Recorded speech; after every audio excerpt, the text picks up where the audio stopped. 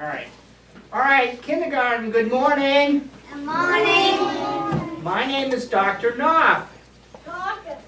Dr. Knopf, yes, but I'm going to let you call me something different. I'm going to let you call me Dr. Stop and Think. Wait a minute, why is that so funny? That's not fun. Oh, have you guys been doing the Stop and Think? Yeah. All right, well, you know why I'm called Dr. Stop and Think? Because I'm the one that made it up. I made it up. And you know what I do? You know what my job is? I travel all over the country and teach kindergartners to stop and think. That's what I do. Last week I was in Michigan. And next week I'm going to be in Mississippi. And the week after that I'm going to be probably in California somewhere. And last month I was all the way in Alaska. So I fly all over the country. I do. All right, so you guys have been doing the stop and think? Yeah. All right, well, let's find out. All right, let's go over the stop and think language. We're going to say it out loud, and if we have to do a little bit more practice, we'll do a little more practice, but we'll see what happens. Okay, so the first step of the stop and think all together is we say, I need to Stop and think. All right, everybody say it all together in a quiet voice, but all together. I need to Stop and think. All right, second step, you say to yourself, am I going to make a Good choice or bad choice? what kind of choice do you want to make here in kindergarten? Good choice. All right, well, let's stop right there. Good choice and bad choice. Tell me, hands, wait until I call on you. Tell me what happens in kindergarten if you make a bad choice. You get Hands, go to the hands. principal. Go to the principal. Hands, and wait until I call on you. Okay, good. Give me one thing that might happen if you make a bad choice in kindergarten. Stop and think what you done. Yeah, you have to stop and think. Yeah, you may have to stop and think about what you did. What else could happen if you make a bad choice in kindergarten? Go to the principal's office. You might go to the principal's office. All right. Somebody have a different thing that might happen? May get paddled. You might get paddled. Ooh. By Okay. Mr. All Hall. right. One more. What might happen? Yeah, by Mr. Hall. Oh, okay. All right. So is any of that fun? No. No. Do we want to make bad choices in kindergarten? No. Okay, all right, different question, ready? I'll give different people a chance to answer. All right, what happens in kindergarten when you make a good choice? What happens when you make a good choice in kindergarten? You will Huh? you get your clip down. Okay, or clip up, I hope, right? So it doesn't clip up, right? So you go, if you make a good choice, you do a clip up, right? What else happens if you make a good choice in kindergarten? Yeah. Okay, all right. What else, Mike? I'm trying to pick different people. Let's see. All right, what might happen? Another good thing that would happen. So you'll just stay in room. Okay, you could, yeah, okay, all right. So which do we want to make kindergarten? Do we want to make bad choices or good choices? All together, first step is, all together, I need to. Stop and Am I going to make a? Good choice or bad. And we want to make a? Good choice. All right, the third step's kind of long. We say, what are my choices or steps? You say it. What are my choices or steps? Say it again. What are my choices or steps? That's your thinking box. Because after you stop and think and say, I'm going to make a good choice, then you've got to think about, well, what are my good choices and what are my good steps? But it's my teaching box. I'll teach you. Okay? And your class, and your teachers are going to teach you. All right? But once you say that, then you think about those good choices, and then the fourth step is you just do it. Altogether, the fourth step is you just do it. Say it again, you just Do it. And the last step is you pat yourself on the back and you say, I did a good job. Everybody do that. I did a good job. Do it again. I did a good job. One more time. I did a good job. All right, so whisper voice all together. First step is we say, I need to stop and think. Am I going to make a? And you need to make a? Good choice. That long third step, you say, what are my choices or steps? Everybody say it, whisper voice. What are my choices or steps? Think about it. Then you just and tell yourself you did, huh? Excellent. All right. Oh, bad boy. I'm going to teach you some position skills today. That's what I decided to do. Okay? And they're going to be different positions. And I think I'm going to probably do maybe 3 of them. We'll see what happens. Okay? And it's all in the stop and think. But what I'm going to do is I'm going to focus on the what are my choices or steps. Okay? All right. So, have you done listening yet? Yeah. Okay. All right, so what are the 4, there are 4 steps the way I do it of listening. I didn't write them down. But, all right, let's do the behavior and then we'll kind of break the behavior apart. All right, so everybody show me your listening position. Okay, it's okay to flip, Casey. You can go ahead and get straight in your seat. All right, so get in your seat. All right, and if I get in your listening position. All right, good. All right, and the 4 parts of the listening position are eyes forward, hands quiet, ears open, mouth closed. Okay? Everybody see if you can say that all together with me. All right? So the 4 steps are your eyes forward, hands quiet, ears open, mouth closed. Do it again. Ready? Eyes forward, hands quiet, ears open, mouth closed. But all of that ends up all together being part of listening position. So again, everybody show me your listening position. Right in your listening position. Good. And you're doing, that's right, inside your head you're saying all those 4 steps. Right. Okay, all right. Now here's the deal with the listening position. If your teacher says, class, show me listening, I want you to get in your listening position as fast as you can without hurting yourself. Okay? All right? So everybody, make believe you're like, make believe you're working on a paper at your table. Okay? All right? And as fast as you can, the teacher will say, class, show me listening. Listening position. Working on that paper, and the teacher says, class, please show me listening. Working on the paper. Class, please show me listening. Good. One more time, working on the paper. Class, please show me listening. Good. And that's the first position. All right, now we're going to do the second position. Ready? Second position kind of relates to when you have to ask a question or answer a question in class. Okay? So you need to stop and think. I'm going to make a good choice or a bad choice. I'm going to make a good choice. What are my steps when you're going to answer or ask a question in class? You raise your hand. You raise your hand. All right, so everybody show me, raise your hand. Okay. And while you're raising your hand, who are you looking at? If you got a question or you're going to answer a question, you're going to raise your hand looking at the teacher. Now here's the big important part of it. What happens to your mouth when you raise your hand? Yeah, keep it closed. You have to keep it closed, right? Because and I know it doesn't happen here, but sometimes when you raise your hand, do words come out of your mouth? No. No? Well, you're great then. Because in some kindergartens, words come out of their mouths. And so what you got to do is you got to teach your mouth to stop and think. All right, so I'm going to give you 2 choices. You ready? And you decide in kindergarten which one you want.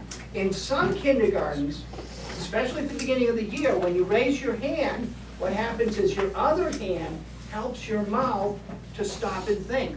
And so you do this. Everybody practice that with me. Ready? And okay, so you're working at your desk, and all of a sudden your teacher is around and you've got a question to ask your teacher, so show me what you do. And you're working in class and the teacher asks a question and you've got the answer, show me what you do. right, now here's the other way to do it. Let's see if you can actually do it. The other way to do it is, you don't have your hand held, but what you do is you raise your hand and you, not with your hands, you press your lips together. Let's try that one. All right, everybody practice that. So raise your hand, and I want you to really push your lips together. Yeah. Okay, ready? Do it again. Do it again. So I'm training you, I'm training your lips to stop and think. Do it again. All right. How many people like the first way? Raise your hand if you like the first way. How many people like the second way? Okay. You can do it either way, as long as you make a good choice and you do it. Or you do it both ways. All right? Oh, so the first position we did was, everybody, show me listen. Casey, show me listen. Make believe you're at your seat. You are at your seat. Okay?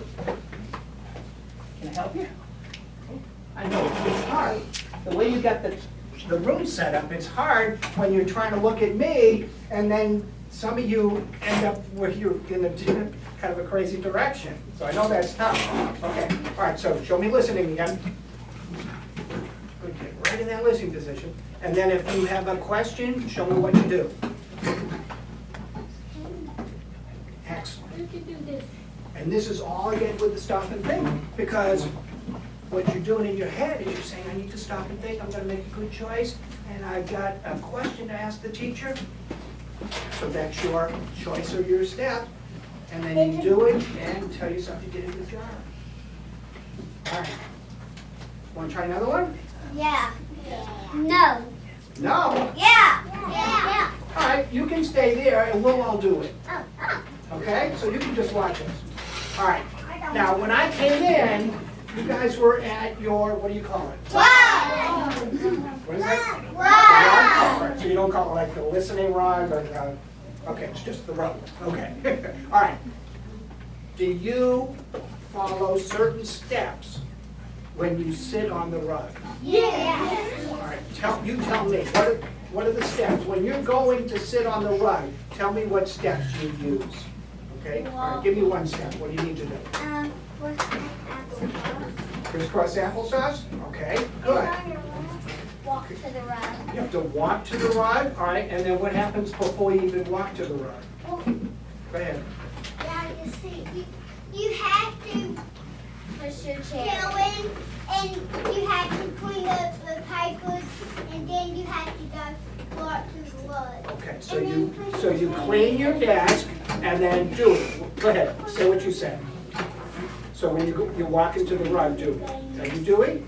I'm looking at, yeah, all right, what did you say?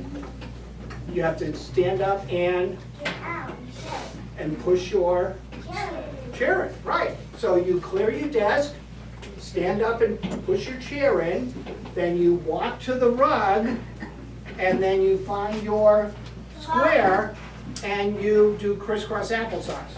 Hands on your lap. Okay, now, here's the question. How many of you do it all the first time? Which means, how many times does your teacher have to remind you how to do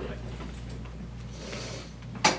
In other words, what should happen is clear, stand, put your chair under, walk, sit, crisscross applesauce. Hands on your lap. So as soon as you get on the rug, you're immediately in that position. How many of you are able to do that? Let's find out. And that's all done with stop and think again, or it could be. Okay? So you stand up, chair in your desk, you walk, and then, all right, wait a minute, hold on. Let me do it section by section, okay? Just so we can practice, okay? All right, that way some different groups can do it. So I'm gonna start with this group, so that this group can watch them do it, okay? Now, if you go to the rug and make a bad choice, what's gonna happen. You will get a clip down. Yeah, you might get a clip down. So, Or get punished. okay, so you wanna make sure you always do it with a good choice. That's why the stop and think is here, to remind you to make those good choices. All right, so you guys, ready? You're gonna watch them, see if they do all the steps the right way. So what they're doing is they're saying, I need to stop and think. Am I gonna make a good choice? Oh, I'm gonna make a good choice.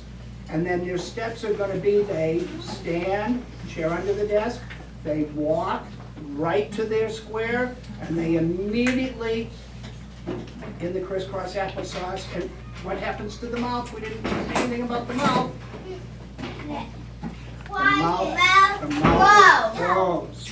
So anytime you're on this rug, unless your teacher is teaching, you're on the rug and in your space, mouth closed. That's another one of those keys. All right, you guys are gonna watch them?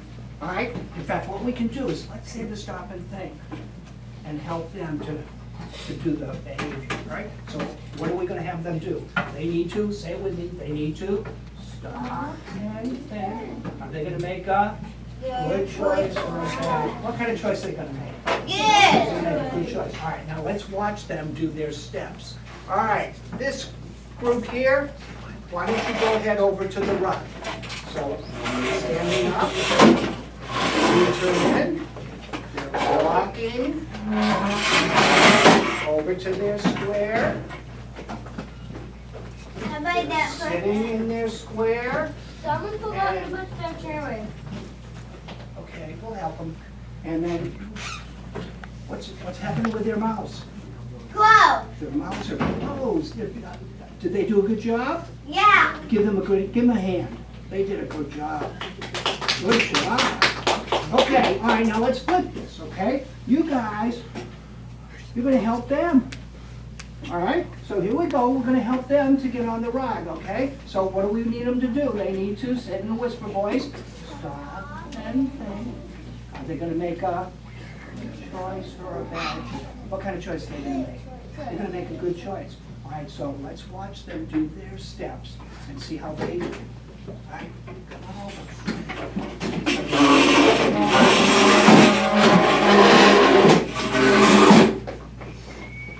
Going right over to their square.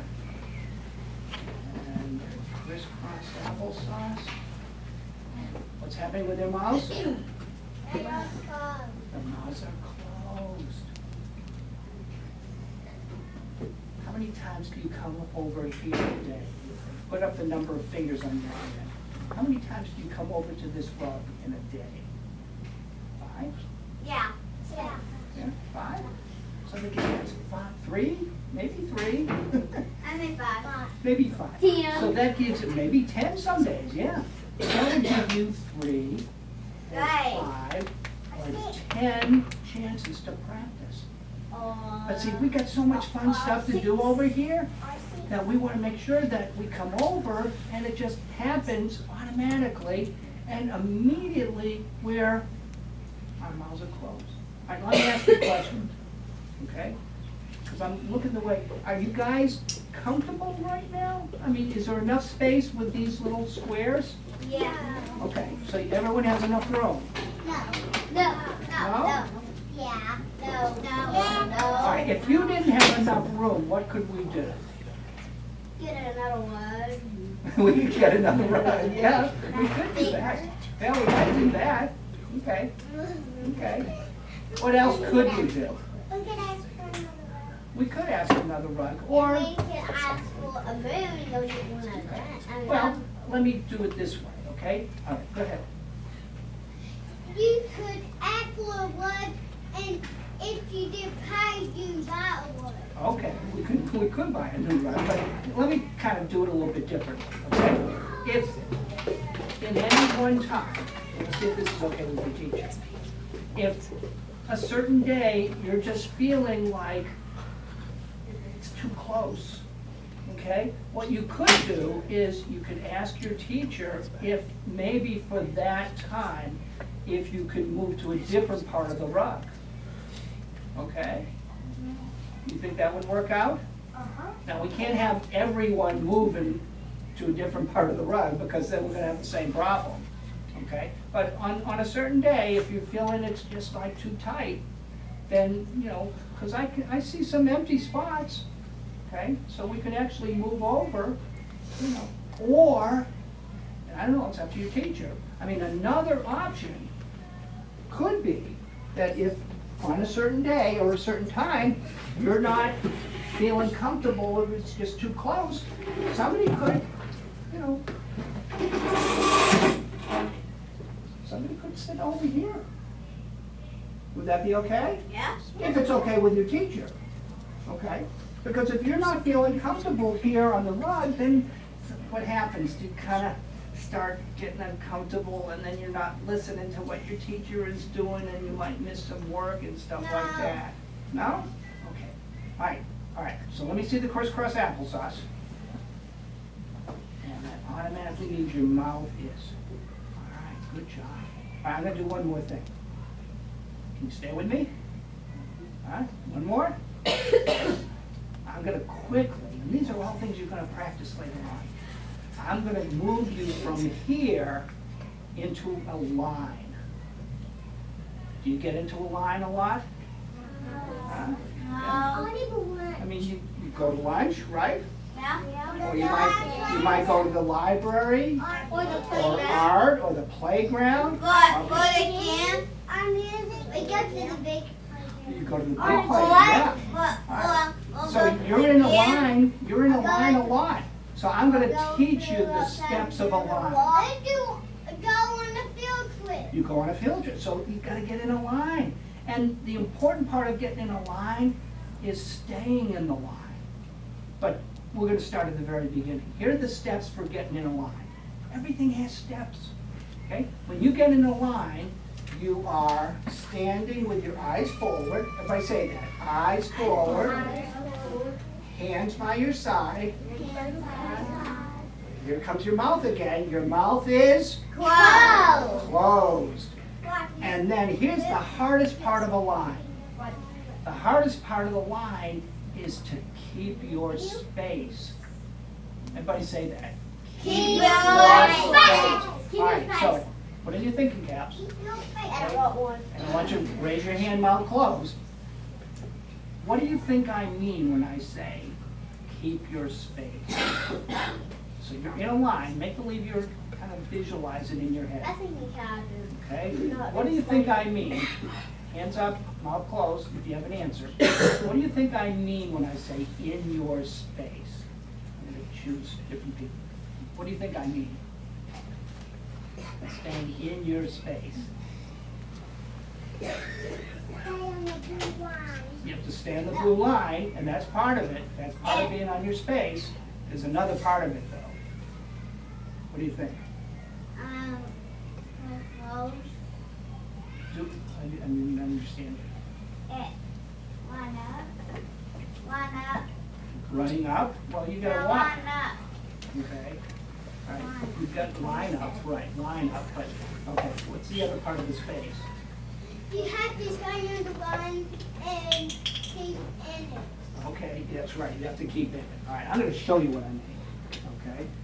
What I mean is not only do you have to stay on the line, but you have to stay a space Open. in between. This needs to be an open space in between you. So let's practice. All right, you three, come on up. Okay, you three, come. Okay, so if we were going to get in a line, stand up with me. Okay, so we're going to make believe we're doing a line. All right, so here's the front of the line. Come to the front of the line. Okay, all three of you, come walk to me. There you go. Walk to me. There you go. All right. All right. So their eyes are forward. Their hands are by their side. Their mouth is quiet. But here's the space thing. It's just like here.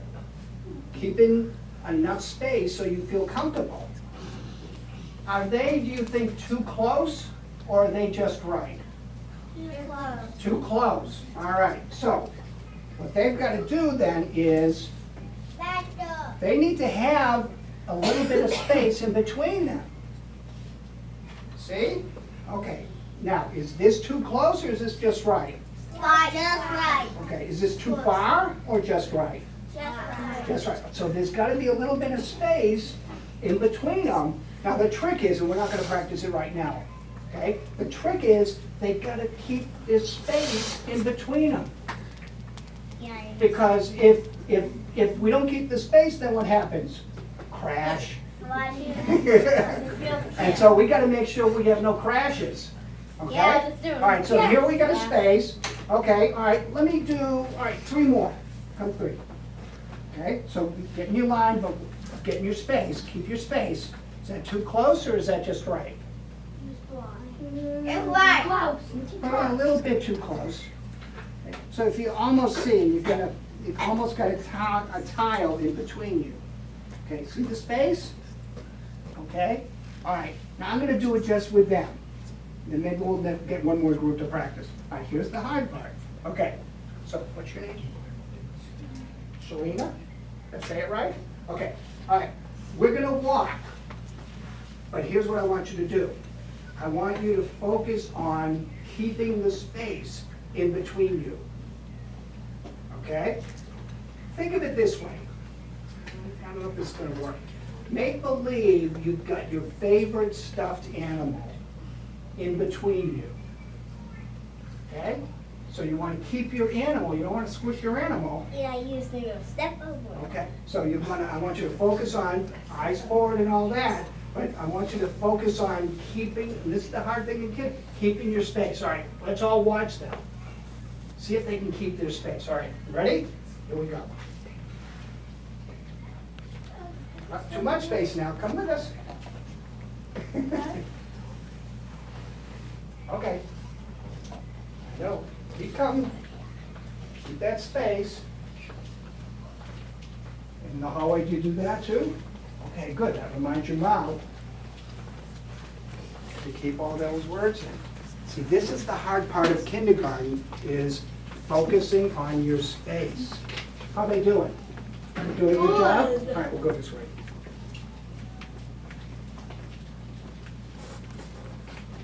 No, right now they're so thinking about their space that they're walking kind of slow, but it'll get more, okay.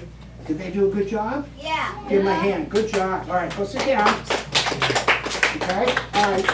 1, 2, 3, 4, 5, 6. Stand up, we're gonna practice.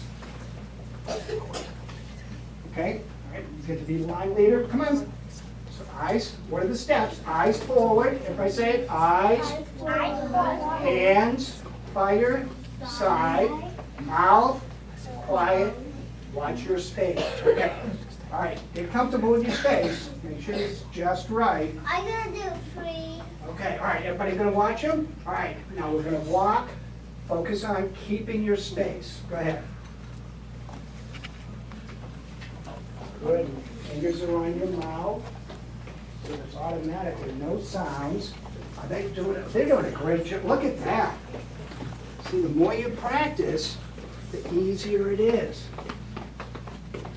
See, look at them keeping the space. And that's the hard thing, because there's nothing there. You've got to, like, kind of feel something that's not even there. That space. Good job. And sit down. Give them a hand. Good job. All right. Any groups, anyone who hasn't had a chance to practice, come on up. And everybody's gonna watch. This is gonna be our last one. Let's do 1 is 9. Just 3 of you? Let's do 1 is 9. 9. Come on. 9. Okay, all right, everybody, let me see you in your square. I mean 10. Let me see you in your square. Good job. Okay, all right, you ready? All right, got enough space? Okay, all right, let's practice. Keeping that space. Focus on that space. Good job. See, that's why when you got your eyes forward, you can kind of keep your eyes on the person in front of you. Keep that space. How they doing? Good. Good. They are doing Good. Your good. big cat's win. All right. Good job. All right. Everybody show me listening? Okay, now we're going to do the reverse, and then we're going to finish up. Okay, so I am going to go row by row. Okay, so row, you're going to stand up. You're going to walk to your seat. You're going to sit down and get right in your listening position. All right, row here. Okay, hang on. Wait. In your square? Good. All right, everybody in this row, go back to your seat. Yes, you can. Go ahead, sweetie. All right, all right. Everyone in here, go ahead. And 4. All right, you guys, go ahead. This one. So you're walking You guys can go to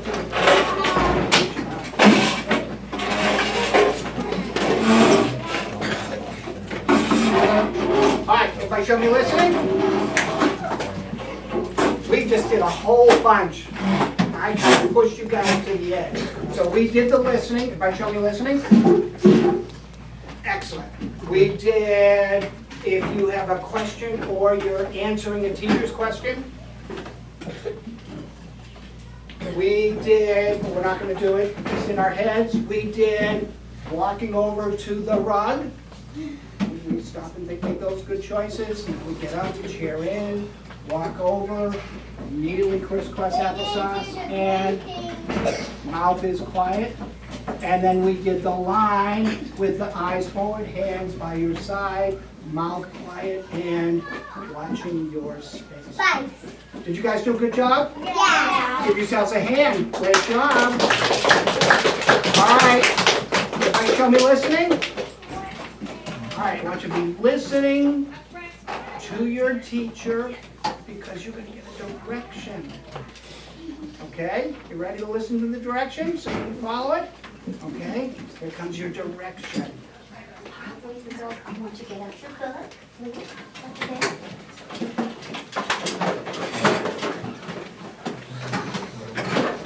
Okay. Alright, we've been learning about the letter R. What does R make? We're going to go through your book and quietly with your reading finger. Good morning. Good morning. Do you know who I am? Do you know what we're doing? No, sir. So I'm just walking in here, and you guys are all quiet and orderly, and you're looking, saying, what is going on here? And there are a bunch of adults in the back, and they've got a video camera running. You have no clue what we're here for. Well, let me explain it. My name is Dr. Knopf, and I've been working with the school district now for about 3 years. And I'm from Arkansas.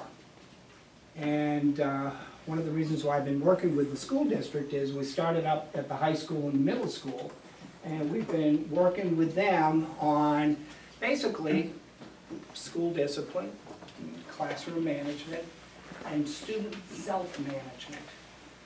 All right, so when I say student self-management, somebody tell me what you think that means.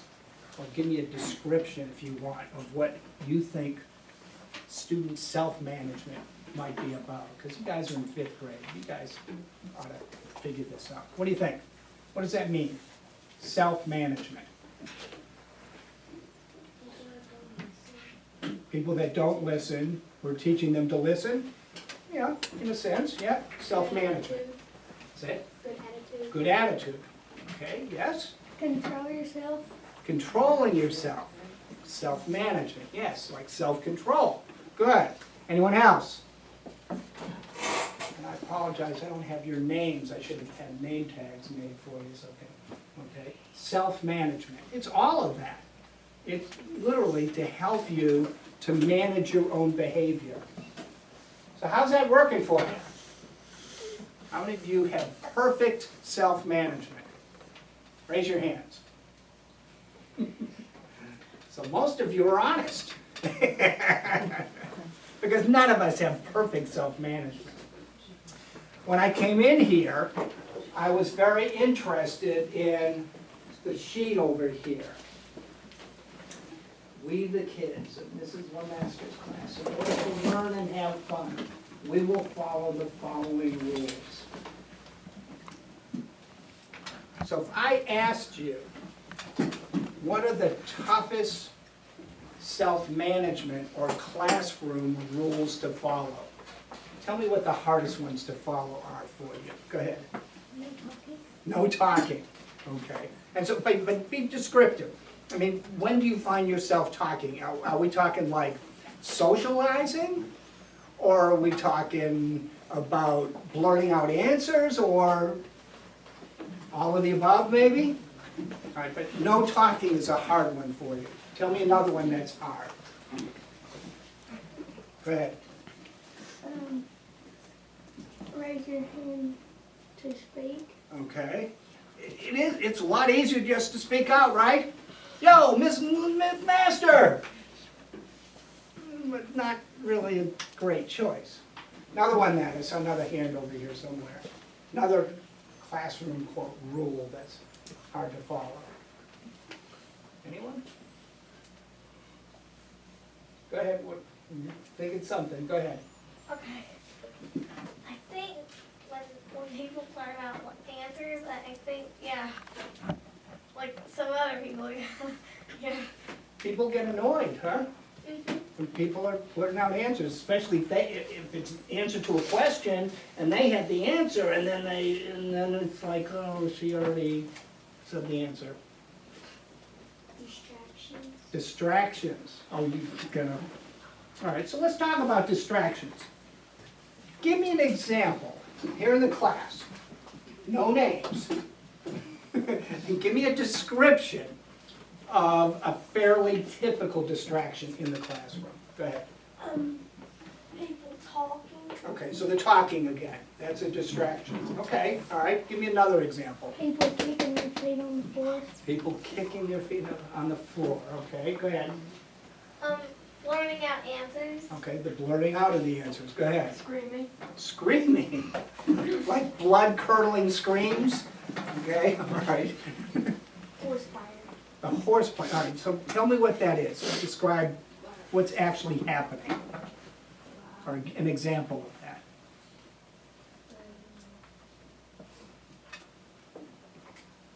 Does it happen more in the hallway and cafeteria than in the class? Mostly in the cafeteria. Okay, mostly in the cafeteria. Okay, one more.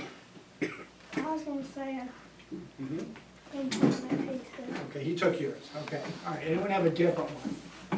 Go ahead. People trying to get your attention whenever the teacher is trying to tell stuff. Okay, so maybe somebody who, on a good side, they're asking for your help to get your attention. On the bad side, they're just trying to get your attention, and they're off task, and they're trying to get you off task. Okay, go ahead. Somebody brings toys to school and they're playing with it in the class. Okay, bringing toys to school. So there's a desk kind of playing with it. All right, you had one, last one.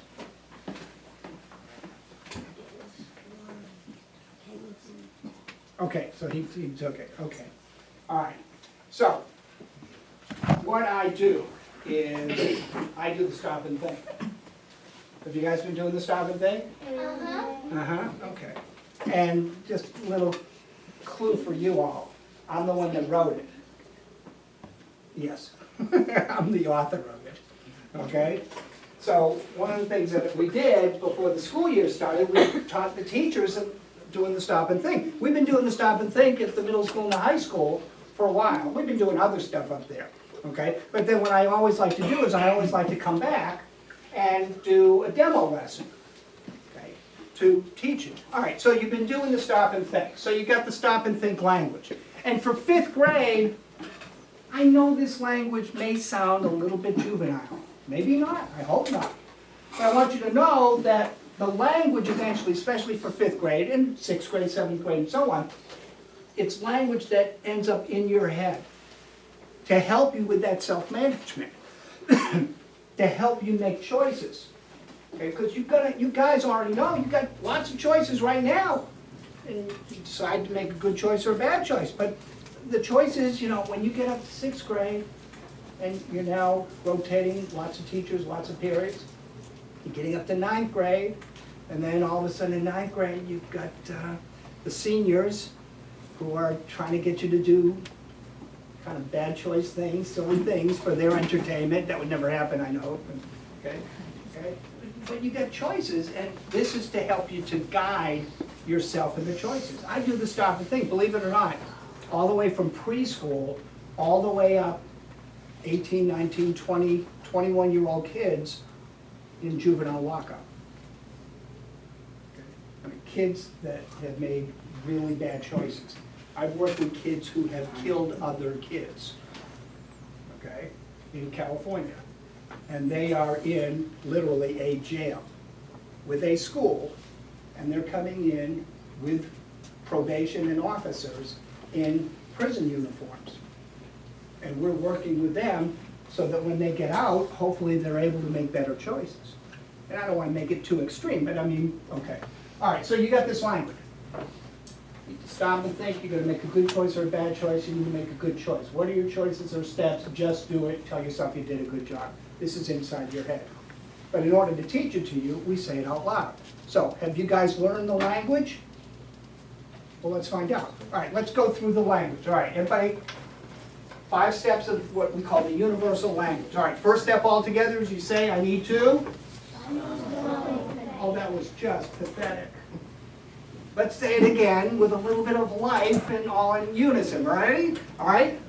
You need to Stop and think. Great. Are you going to make a Good choice or bad choice? All right. What kind of choice should you make? Good choice. All right. Second step, good choice, bad choice. You need to make a good choice. All right. So again, first step, you need to Stop and think. Am I going to make a? Good choice or bad choice? I need to make a. Good choice. Good. Third step. What are my choices or steps? Say it. What are my choices or steps? That's your thinking box. Okay? You decide you're going to make a good choice, but you got to think about, well, what are my choices or steps? So that you can then 4-step all together, just do it. All together, just Do it. and then hopefully it works out for you and you tell yourself you did a. Good job. So this is a problem-solving script. All right, good choice, bad choice. What happens in this class if you make a bad choice? Give me an example. Okay, what is it? Click down. You get a clip down, okay? What else might happen? Get in trouble. Okay, get in trouble. And what does that mean? Move recess. All right, you may lose recess, okay? Get taken to the office. You may get sent to the office, okay? Another thing that might happen, go ahead. You might lose from Friday too. You might lose Fun Friday, okay? One more thing.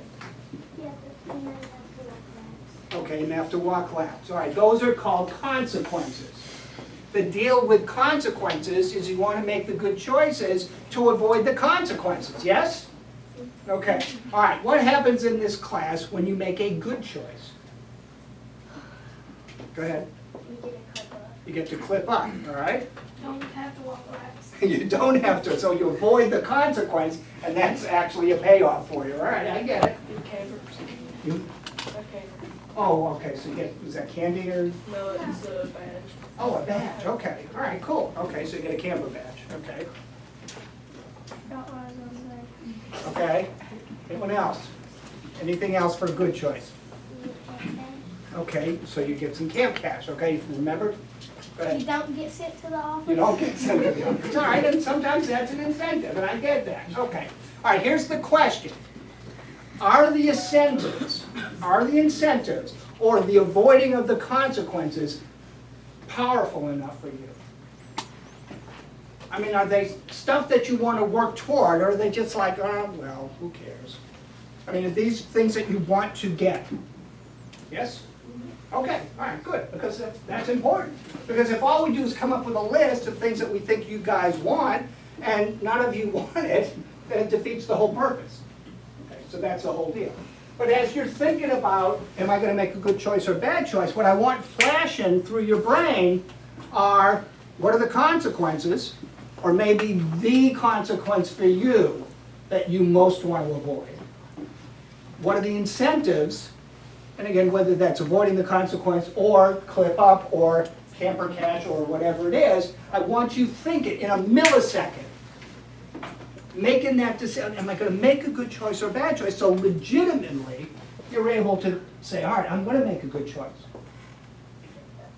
All right, so ignoring distractions. Everything we do is scripted. Because if you don't know the steps, then you can't follow the behavior. How many of you play sports? Okay, so tell me what you play. What do you play? Baseball, basketball, baseball and soccer. I play 3 sports. Okay, 3 sports, okay, so I mostly play football. mostly football, okay. Okay, football. Actually, mine's basketball. Basketball, okay. All right, so let's take basketball and football. Okay, do you have plays in basketball and football? Yes. Okay, so it's scripted, right? If you're playing football, you've got 11 folk on the team, and everyone has a role, right? They have a script. Basketball, you've got 5 people on the court, everyone has a role. All right, so if your coach is teaching, let's go generic and go basketball. If your coach is teaching you a new offensive play in basketball, how many times do you practice that play in practice before the coach is even thinking about putting it into the game plan? A lot. And sometimes it depends on how good the team is. If the team's not that good, you may end up practicing it more. But you may practice that play, what, 50, 100, 150 times. Okay? So you've got a script, that's the X's and O's, and then you're doing the positive practice. You've got to practice it, because if you don't have that play down, then you're focusing on running the play, you can't be reading the defense. It's the same thing when we're teaching these skills. So you've got to have a script, that's your X's and O's, but then you've got to practice it. All right, so ignoring distractions. We just already talked about some of the distractions here in the classroom.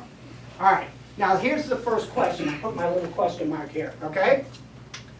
When somebody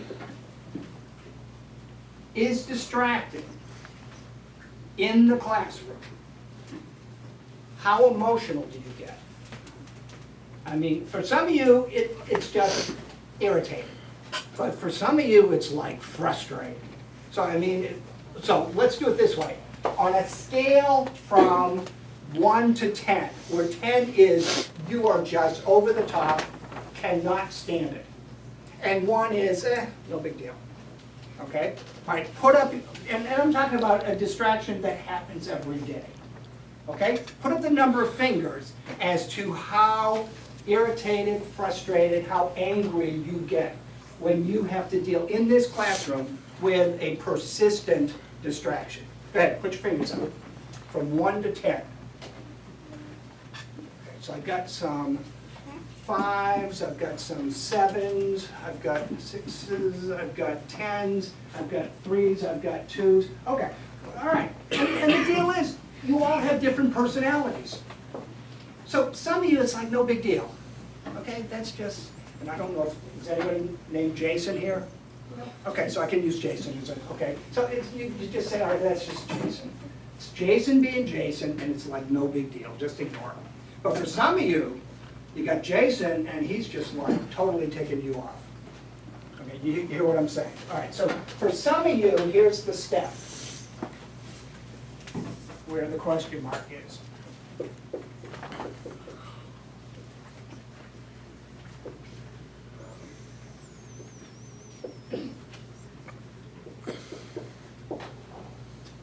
All right. So the first step is you need to stop and think, am I going to make a good choice or a bad choice? I'm going to make a good choice. What are my choices or steps? First step altogether is you need to Stop and think. Take deep breaths, count 2, and then you decide. Count to 5, count to 10. All right. Altogether, what's the first step? You need to Take deep breaths. Count to 2. Okay, you have to decide. Now, if you're really upset with a distraction, here's what I want you to do.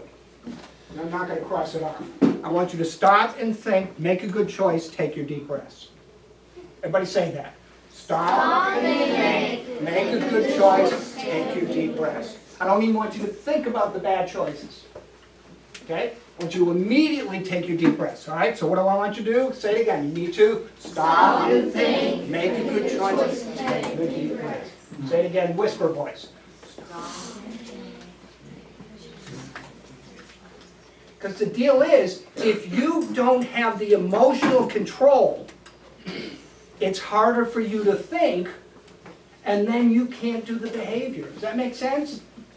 Okay? If you're in a game, basketball, and somebody, and I know this never happens, and somebody's trash talking, okay, why do they trash talk you? They're trying to get you off your game, right? They're trying to get into your head. They're trying to get you upset. Because they know if you are out of control emotionally, then you're not focusing on running the plays, and then you're not going to run the plays. Is this making sense? Okay. Same thing here. If you're so irritated at the distraction, then your emotions, and then, hopefully not, but you may snap and lash out.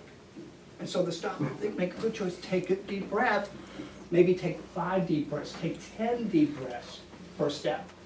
All right, second step of ignoring distractions, and right now I'm going to teach you for at your table, okay? And it will generalize too, but it's do your shoulder pivot. All right, what do you think I mean by a shoulder pivot? Go ahead. Do this with your shoulder. Okay. Okay, well, it's not a wiggle, it's not a shoulder wiggle, it's a shoulder pivot. What a shoulder pivot is, and it may be hard to do it the way you're aligned, but it's okay. We'll deal with it on the back end. What a shoulder pivot is a 3-inch shift. It's just a very little shift in your position at your table away from the distraction. Okay. It's not this big demonstrative. Okay, it's just a subtle, kind of quiet, just a shift away from the distraction. All right, so everybody make believe there is a distraction on your left-hand side. Show me a right-hand shoulder pivot. Go.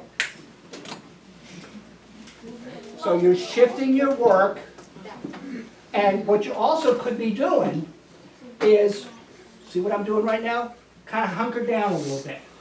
Okay, kind of create a little bit of a shell, so you're shifting and a little bit of a shell where you're able to still focus on your work, but you're kind of insulating yourself, okay? You're focusing away from the distraction and focusing into your work. So all together, second step is distraction, stop and think, make a good choice, take a deep breath, all together. Second step is you need to do your shoulder pivot. Say it again. Do your shoulder pivot. And then as you're doing it, immediately you're going to Focus on your work. and Hold your position. it's not a tough skill right now, okay? But right now we have to start basic skill, basic play set, okay? So the hard part again may be the emotionality with the deal. All right, I'm going to do one more flip and then we're going to do some demos, okay? I wrote over here the words nonverbal cues, nonverbal communication. Somebody tell me or give me an example of a nonverbal communication that may occur in the classroom, or does occur in the classroom. Nonverbal communication. Go ahead. Okay, that could be a nonverbal communication. Yes, okay. So waving at one of your friends, it may not be a good choice, but that is an example of a nonverbal communication. Okay? Somebody give me an example of another nonverbal communication. Okay? You keep it clean. Stop. Okay. I'm teasing them. Go ahead. Thumbs up. Right. Now I know this doesn't happen here in the classroom. Okay. But when you are being really annoying, what is a nonverbal communication that Mrs. Master does? What does she do? Yeah, okay. So she give you the look? The stare down? Okay, that is a nonverbal communication. All right, now why am I asking you about this? Because one of the things, you guys are 5th graders, and people are not always going to communicate to you verbally. Sometimes they're going to communicate non-verbally, but the deal is, if you don't know what they're saying, even though they're not using any words, then you may end up doing, I mean, for example, if you didn't know what that meant. And you're being annoying, okay? And Miss McMaster is doing this, and you have no clue what she's doing, which you do, but, and you continue to be annoying, okay? But you continue to be annoying because nobody taught you what that nonverbal communication was. All right, here's my point, ultimately. The shoulder pivot is a nonverbal communication. So if somebody at your table is doing a shoulder pivot, what should you immediately be thinking? That you're making a bad choice. Okay, you need to do a gut check and say, all right, say to yourself, all right, I need to stop and think, am I being annoying right now? Am I being a distraction? Okay, that's exactly right. Because sometimes, don't we sometimes make distractions and we're not even aware of it? I mean, like, you're the example of the foot tapping. Okay, and again, just to make it, okay, there could be two different types of foot tapping. One foot tapping is where you're doing it, but you're not even aware of it. Okay? The other foot tapping is a little different. That's when you're doing it, you're totally aware of it, and you're trying to get some attention or a reaction, right? Two different types. One is you're not aware, the other you're totally aware. Okay? We're talking about the unaware, where you're not aware you're toe tapping, somebody does the pivot, and you do a gut check. Oh, I'm sorry. I didn't realize I was tapping my foot. Or you just get really mad and you just stomp your feet. All right, so there could be an emotional foot tapping, yes, absolutely. Okay, all right, but the deal is, okay, what if you're doing a paper, independent work assignment, and somebody needs help from you, but you're in the middle of an assignment? I mean, you're in the middle of that problem, and it's just not a good time.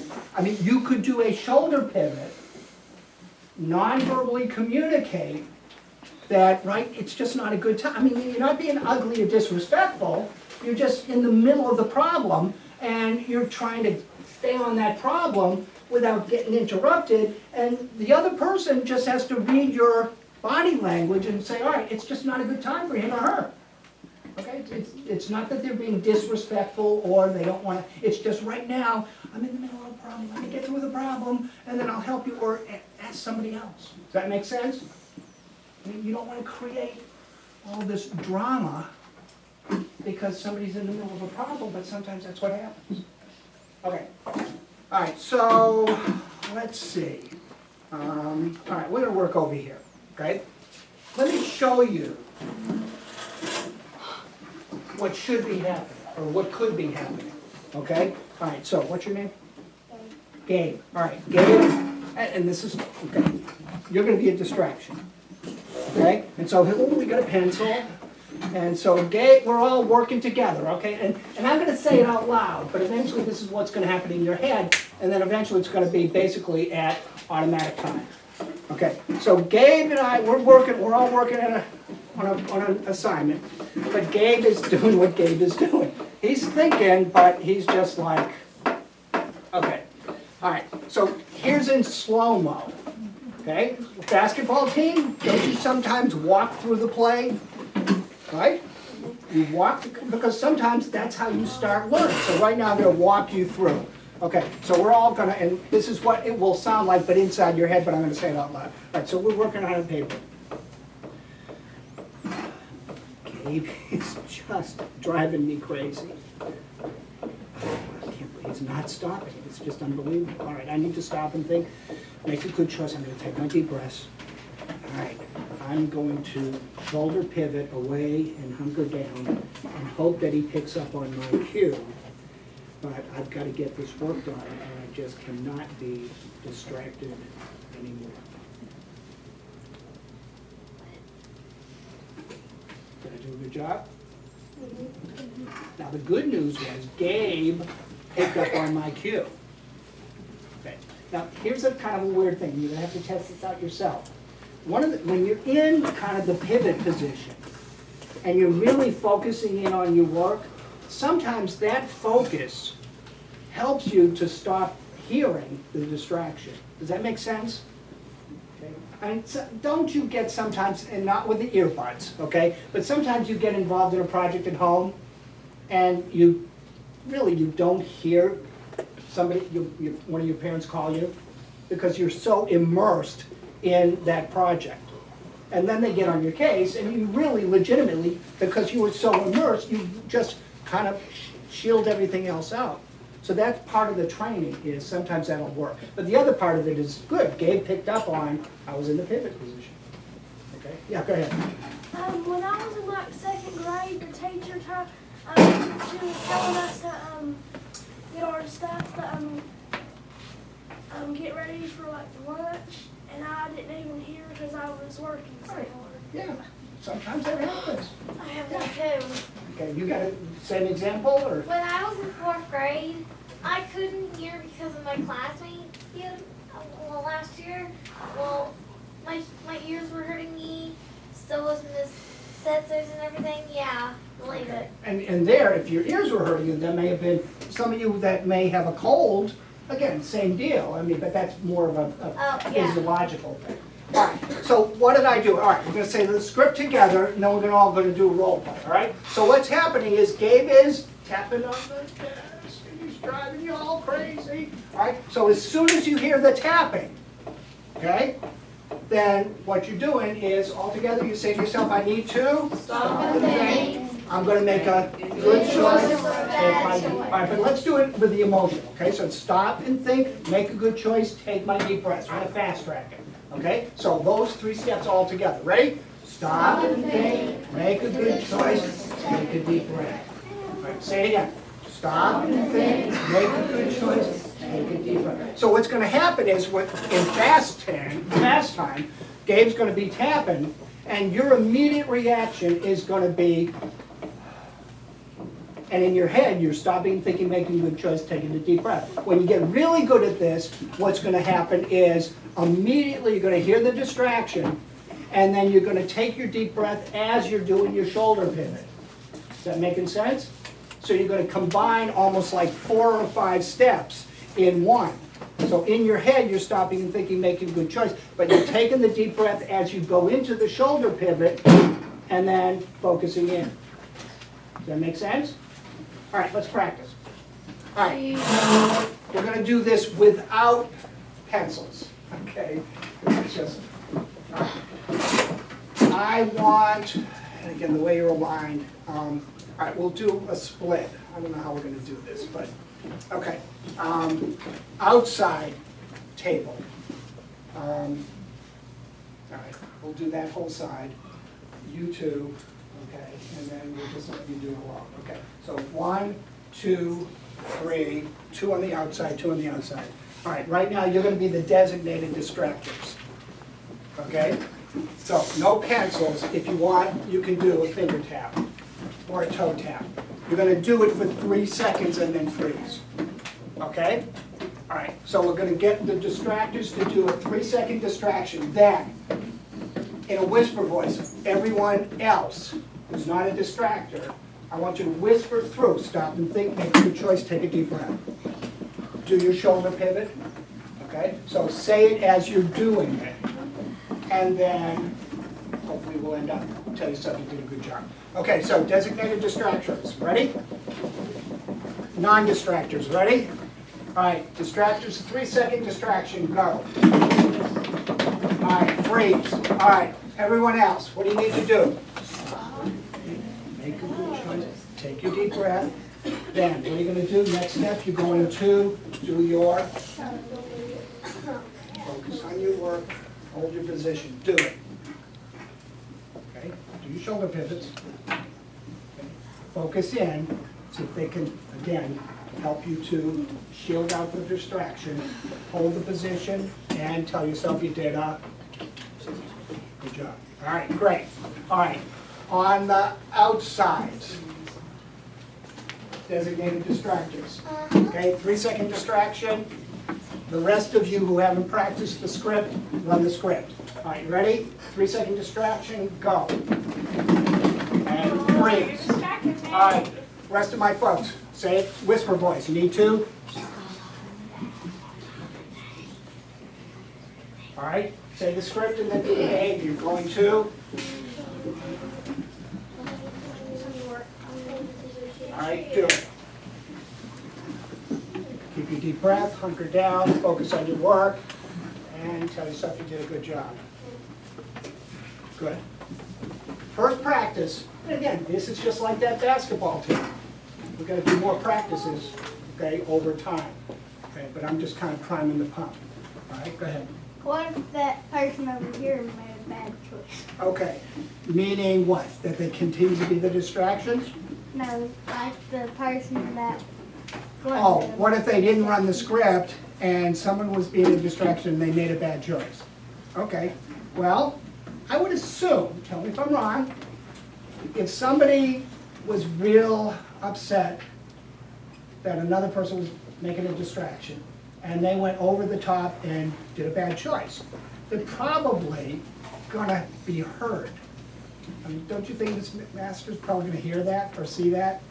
And so what she's gonna do is she's just gonna run the consequence. She'll do a clip down, okay? So, and that's a good point. I mean, sometimes people make bad choices, okay? Now, there could be, you know, you could be part of telling them they made a bad choice if it's a social situation. But, you know, when it gets to classroom management, all things being equal, okay, you can cue them, but let your teachers take care of it. Because if you get in the middle of it, then you may end up getting sucked into it. And then you're part of the problem, or at least the teacher may think you're part of the problem. So you may want to just kind of isolate yourself out. All right, we're going to do it one more time and then we're done. Okay? All right, so we're going to make believe there is a distraction outside. Okay? Do they ever mow the lawn during class? Yes. Does that drive you nuts? Okay, all right. So the teachers are even saying yes, okay. All right, so I mean, it doesn't have to be a person distraction. It could be something in the hallway or something outside, okay? And again, sometimes getting into that insulated position. All right, so they're mowing the lawn, whisper voice. What are you gonna do? Immediately? Stop and think. Make a good choice, take your deep breaths. Everybody move into your pivot. And then hunker down, focus on that work. Get immersed in that work.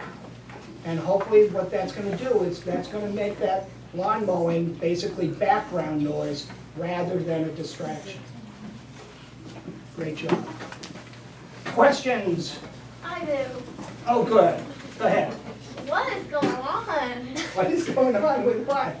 Why are we got, believe it or Well, I not. get distractions. I don't know what to do about that. Well, I get distracted every day. you've got to practice. I know, yeah. You've got to I know. practice. And this is just one skill. There are 20 skills that we could teach you. Well, Is listening, I- following directions, and asking for help, and ignoring distractions, and responding to teasing, and accepting and these are the skills that are going to prep you not just here for 5th grade, but also when you go up into 6th grade. Because when you go to 6th grade, when you go up to middle school, I'll tell you, and it's not, I'm just telling you the reality, okay? 6th, 7th, and 8th are learning these skills up there. So when you go up next year to 6th grade, 7th and 8th already got these down. So they're going to be looking to help you to learn these skills, or at least demonstrate and practice the skills. Will this help you in the classroom? Because that's what the whole deal is about. This is about helping you, okay? It's not about your teachers giving you another thing to do. These are life skills. Any other questions? Did you guys do a good job? Give yourselves a hand. Great job.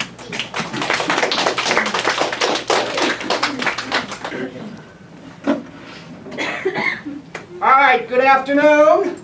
Good afternoon. So everybody say good afternoon. Good afternoon. There you go, very good. All right, 1st grade. My name is Dr. Knopf, and I am here to talk to you about Stop and Think. Have you guys been doing anything about Stop and Think? No. So I'm going to teach you Stop and Think. All right, so you see the posters over here are what we're going to start off teaching you, and then we're going to teach you a skill. What I do is I work all over the country, and I flew up here yesterday from Arkansas, which is another state in a land far, far away. And I go all over the country and I teach 1st graders about how to stop and think and make good choices.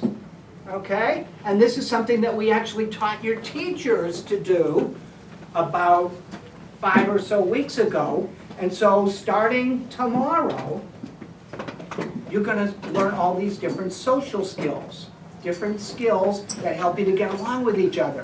But I have to start off with the language. So the stop and think language is to help you literally stop and think about what you're doing before you do it. And there are 5 steps to the language. So the first step is that you need to stop and think, or you need to say to yourself, I need to stop and think. So all together, what's the first step of the language? You need to stop and think. The second step is you say, am I going to make a good choice or a bad choice? Everybody say that. Am I going to make a good choice or a bad choice? What kind of choice do you want to make in first grade? Good choice. So the first step altogether is I need to stop and think. Am I going to make a good choice or bad choice? And I need to make a good choice. The third step is a lot of words here. You say to yourself, what are my choices or steps? Everybody say that. What are my choices or steps? Say it again. What are my choices or steps? All right, so the first step is I need to stop and think. Am I going to make a good choice? I need to make a good choice. All right, third step is? Oh, good. What are my choices or steps? Say it. What are my choices or steps? Say it again. What are my choices or steps? That's your thinking box. Because if you stop and think, and you're going to make a good choice, then you're saying, well, what are my good choices and what are my good steps? But I'm going to teach it to you. The fourth step is, after you think about what you're going to do, is you just do it. Altogether, you just do it. And then the last step is, you pat yourself in the back and tell yourself you did a good job. So everybody, pat yourself in the back and say, I did a good job. I did a good job. All right, pat yourself and say, I did a good job. I did a good job. All right, let's do all 5 steps. You ready? All right, I need to stop and think. Am I going to make a good choice or bad choice? I need to make a good choice. Third step is? What are my choices or steps? Good, think about it. And then you're going to just do it. And tell yourself you did a good job. And you know something? We actually have a tape. We've got a song for it. So go ahead and do the first song. And you listen to it while you look at these posters and think about the steps in your head.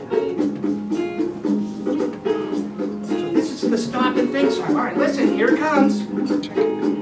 Oh, no, the first one. That's 2. That's so you tell me to. Yeah, no, number 1. Can't get good help these days. It's tough. I got the support over here saying you tell me number 2. Okay, here's the stop and think song. You ready? First sign. I'm going to stop and think when I have a problem. Stop and And think. here's second sign. Good choice or bad choice? What choice can I make? What steps can I take? Oh, stop and think. Now I'm going to do it. Stop and think. There's really nothing to it. That last step. I'll give my back a pat. Good job. That's the link. Now there's a story. Listen. Abby's playing with the red ball. Abby's got a ball. Wow, it really does look She's fun. gonna play with it. I could grab it away. But then she Would might that be a good choice or a bad choice? That's a bad choice. So she's got a. stop and think. When I have a problem. Everybody? Stop and think. Good choice or bad choice? What choice can I make? What steps can I take? Stop and think. Now I'm going to do it. Stop and think. There's really nothing. Last step, what do you do? When I've done that, I'll give my back a pat. Good job. That's the link. Stop. Bad thing. So there's a song that you guys are going to be able to learn. But now you know the stop and think language. And now I can teach you a skill, but it's going to be hard to teach this skill, but we're going to try it anyways. I'm going to teach you the listening skill. Oh, is it important to listen in first grade? Yeah. How important is it? Really important. Really important, yeah. Because your teacher is teaching you all this really cool stuff. You got to listen. And sometimes some of you are participating in answering questions and you can listen. And sometimes the office calls down and does the morning exercises and you gotta listen. So listening is really important.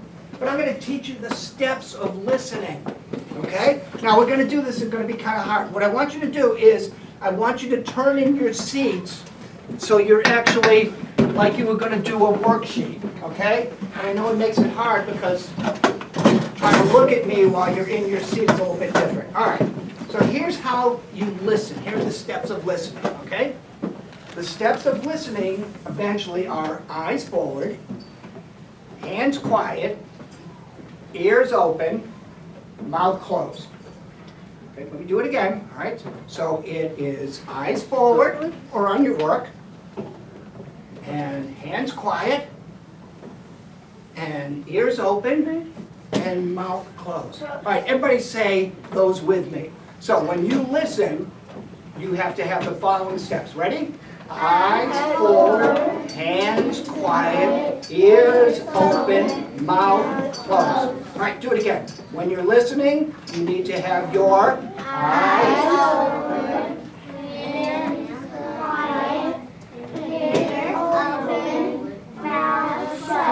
okay, mouth closed. All right, but eventually you just get in the listening position. So everybody push your little chairs in, okay, and make like you're doing a paper, and everybody show me what your listening position is. Go ahead, sitting down, sitting in your seat, okay, show me your listening position where your eyes are forward, and your hands are quiet, maybe on the table, and your ears are open, and your mouth is closed. All right, everybody look around at everyone else's listening position.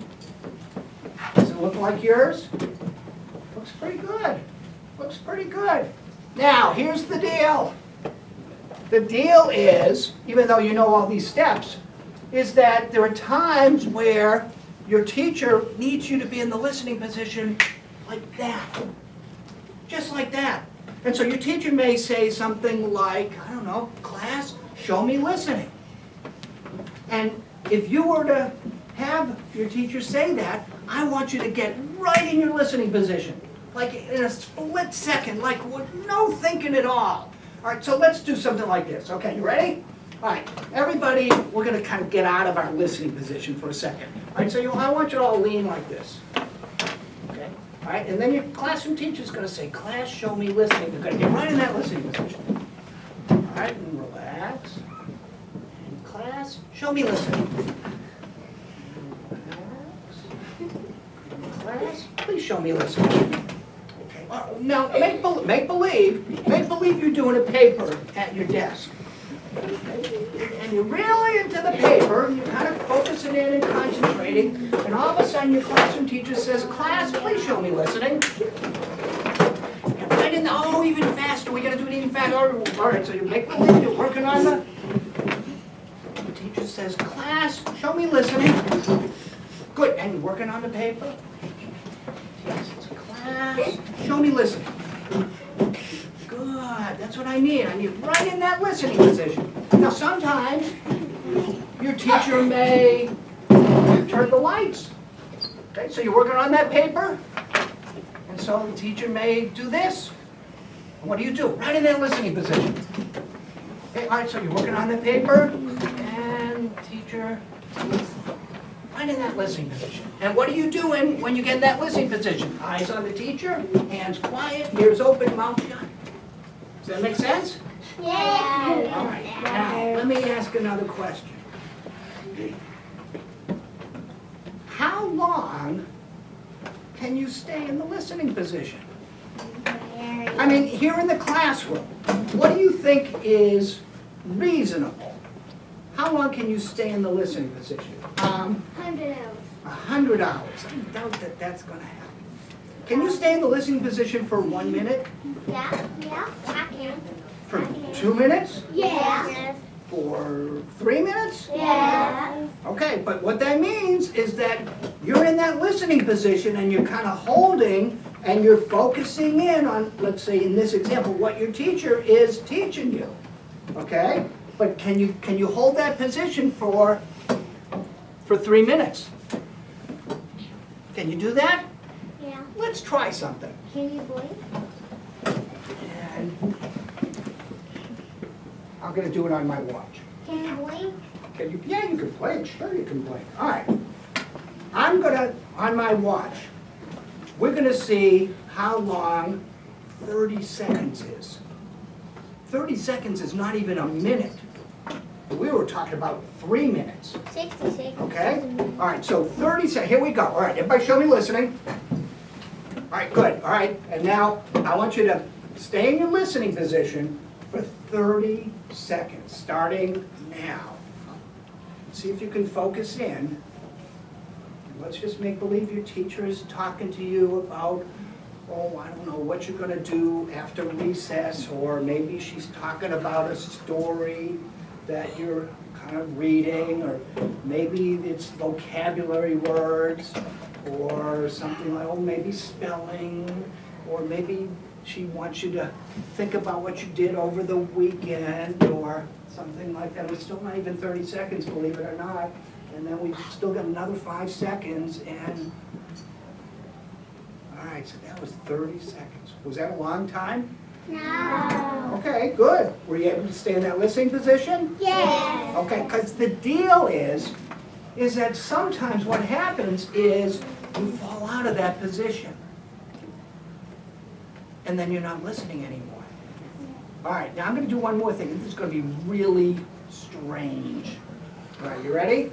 Really strange. Okay, all right, so go ahead. I know you want to look at me, but I want you to practice so you're right over in there. Okay, all right. Sometimes when you're in that listening position, and it would never happen here in this classroom, I know, is sometimes your hands start doing weird things. And they get out of your space. But sometimes in first grade, that happens and you're not even aware of your hands getting out of their space. Sometimes, not here, sometimes you're in that listening position, and in some first grade, sometimes what happens is all of a sudden, somebody starts wandering around the classroom. They're out of their seat. And sometimes they're not even aware that they're out of their seat. Okay, so this is going to be really strange. Let's go backwards to go forward. All right, so everybody, you're all sitting down, right? Yeah. All right, everybody, show me listening. All right, good. All right, here's what I want you to do. It's going to be weird. Okay? I want you to lift off of your chair, but only maximum 1 inch off your chair. Just go up. Okay, you feel how that feels? All right, sit down. All right, now go ahead. Up. All right, down. Up. Down. Okay. As soon as you're lifting up off of your seat, you're out of the listening position. All right? Yeah. So what I'm trying to do right now, if you were one of those people that wanders around the classroom, is I'm trying to make you aware of what your body feels like when you're getting up out of your seat. But with the stop and think, that would be a bad choice, right?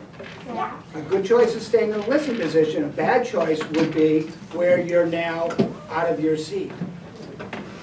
Like if one of us done it right now. Well, okay. All right, so need to stop and think. You're going to make good choices, show me listening. But then if you were to start getting out of your seat, what you would have to do is immediately sit back down and say, I'm going to make a good choice. All right, so here we go. You ready? All right, everybody, show me listening. All right, now I want you to just inch off of your seat, and now immediately sit down and say, I need to make a good choice. All right, let's do it again. All right, so you're in your listening position, and you're elevating, and immediately sit down, and I need to make a Good choice. Do it again, and elevate up, and sit right down. All right, now let's do this with a whisper voice. Okay, so you can barely hear it. All right, getting up. Immediately sit down and say, up. Immediately sit down and say, All right, now I want you to do it inside your head, inside voice. Okay, so I don't hear anything, but you're saying it inside your head. All right, you ready?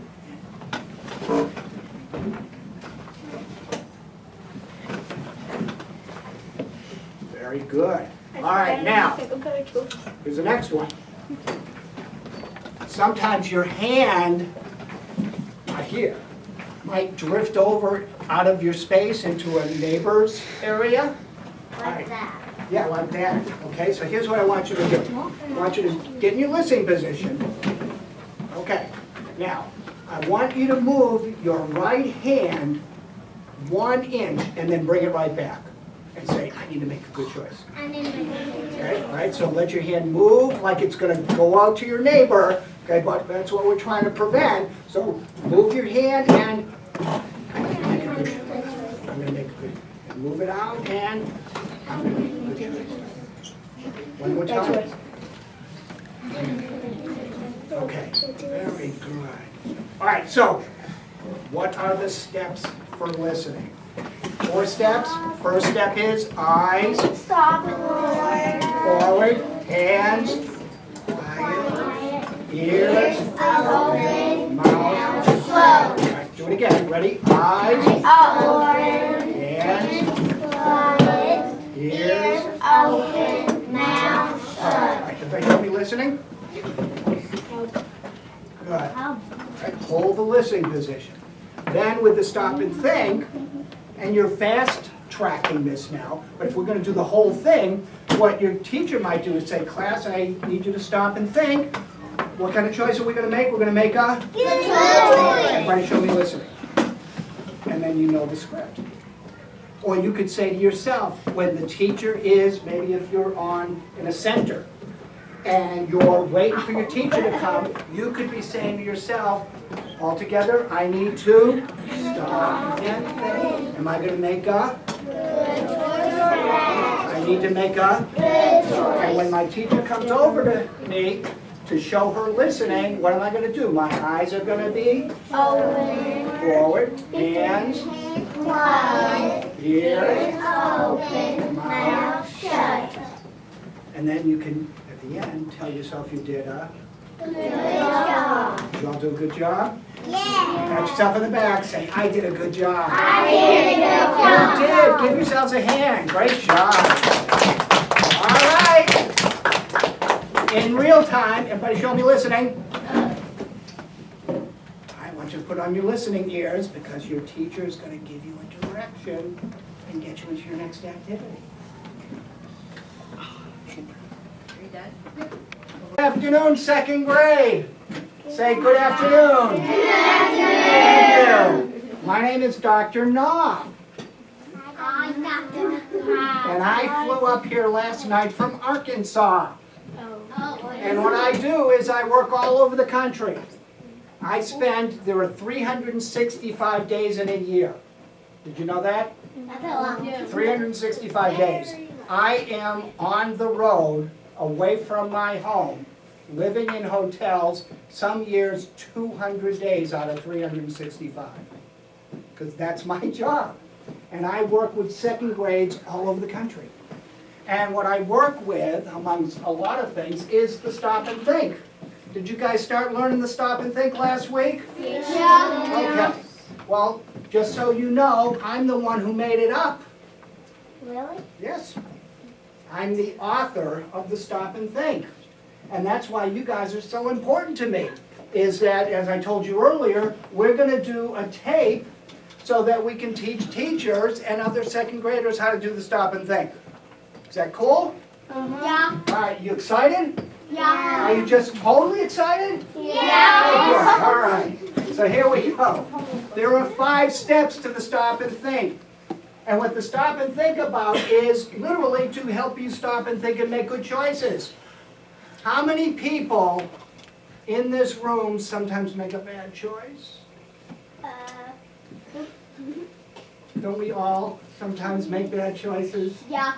And so what we want to do is hopefully learn so that we don't make lots and lots of bad choices. Because sometimes you make a bad choice and it may affect you for a long period of time. Okay? I mean, you could be running around out in the playground and, Bad choice. bad choice. You could be running around the playground and fall and hurt yourself, right?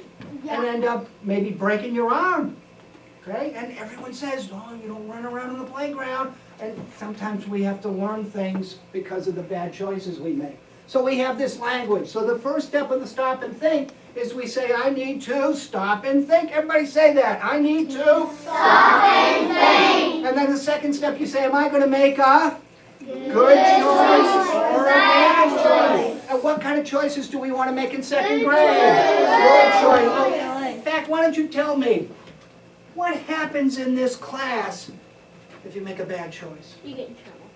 So what does that look? What happens? What happens? How do you get in trouble? Do you clip down sometimes? Yes. Okay. If you clip down too far, what does that mean?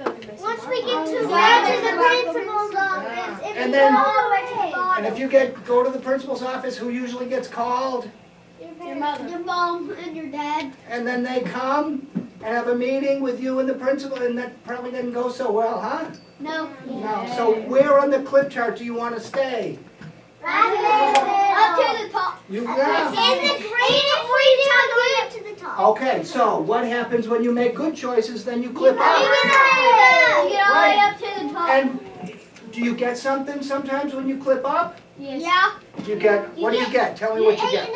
Candy or something. You might get candy, Or you make it a pizza party make it or a something pi- if you get at the a top. pizza party at the top for lunch? Or a Hershey cake. Ah, you gonna invite me?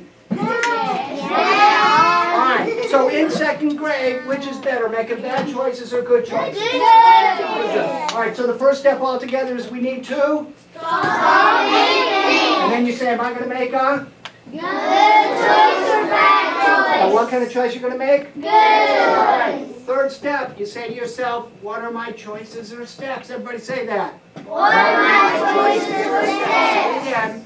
What are my choices or steps? So if you stop and think, and you're gonna make those good choices, you have to think about, well, what are my good choices? And what are my good steps? So that's your thinking box, that's your planning box. But it's also where I teach you, and where your teachers are gonna teach you. So you think about your good choices and steps, and then the fourth step is you just Stop. do it. Altogether, you just Do it. say it again, you just. Do it. And the last step is you pat yourself on the back and tell yourself you did a good job. Everybody do that. Say, I did a good job. I did a good job. Say it again, I did a good job. There you I go. do every single time. So that's the stop and think language. And we use that language to teach you different skills. So we teach you like listening, and following directions, and asking for help, and ignoring distractions, and dealing with teasing, and all those kind of different skills so that you can make those good choices. So, do you all know how to listen? Yeah. All right, everybody show me what you look like when you listen. Get in the listening position, or what I call the listening position. Yeah, and I know it's hard when you're at this because you want to look at me, but yeah, okay, all right. So you're in that, so you're sitting down, and your eyes are forward or on your work or on your teacher. And your hands are quiet, your ears are open, your mouth is closed. And so your teacher might say at any point in time, class, show me listening, and you get right in that listening position, right? Yeah. Automatically, without thinking. No questions. Just show me listening, you get in that listening position. Well, today, I've decided I'm going to teach you asking for help. Asking for help. Somebody give me an example of a time here in the classroom when you may have to ask for help. Okay, hands up, mouth closed, and then I'll call on different people as we go on. Okay, give me an example. When you, your morning work. So you might be doing your morning work and you might hit a problem that you're not quite sure about, and so you may ask the teacher or a friend for help. That's a great, give me a different example. Or your shoulder partner. Or your shoulder partner, that's right. Give me That's another like example of when you might, If you don't listen when you do your work, you'll get dropped in the lab. That's right, that's right. That might happen. All right, another example when you might have to ask for help in the classroom. If you're reading a book and you go to a word you don't know. Okay, good example. Do you have a different one? Or did he take yours? Okay, somebody give me another example. Yeah, go ahead. Or if somebody's asking you a question and you don't know either. Okay, so if somebody's asking you a question and you don't know, you may ask, again, a shoulder partner or somebody for help. Okay? Let's say, I don't know, maybe, maybe your mother told you that you need to take a different bus home, but you don't remember the new bus number. So Ask the teacher. you may have to ask for the teacher for help so that you get on the right bus at the end of the afternoon. I do. Okay, so there are all sorts of times here in class that we have to ask for help, but we gotta do it the right way. You know, we gotta make a good choice or a bad choice. So if you don't feel comfortable asking for help and you need something, that would be a bad choice.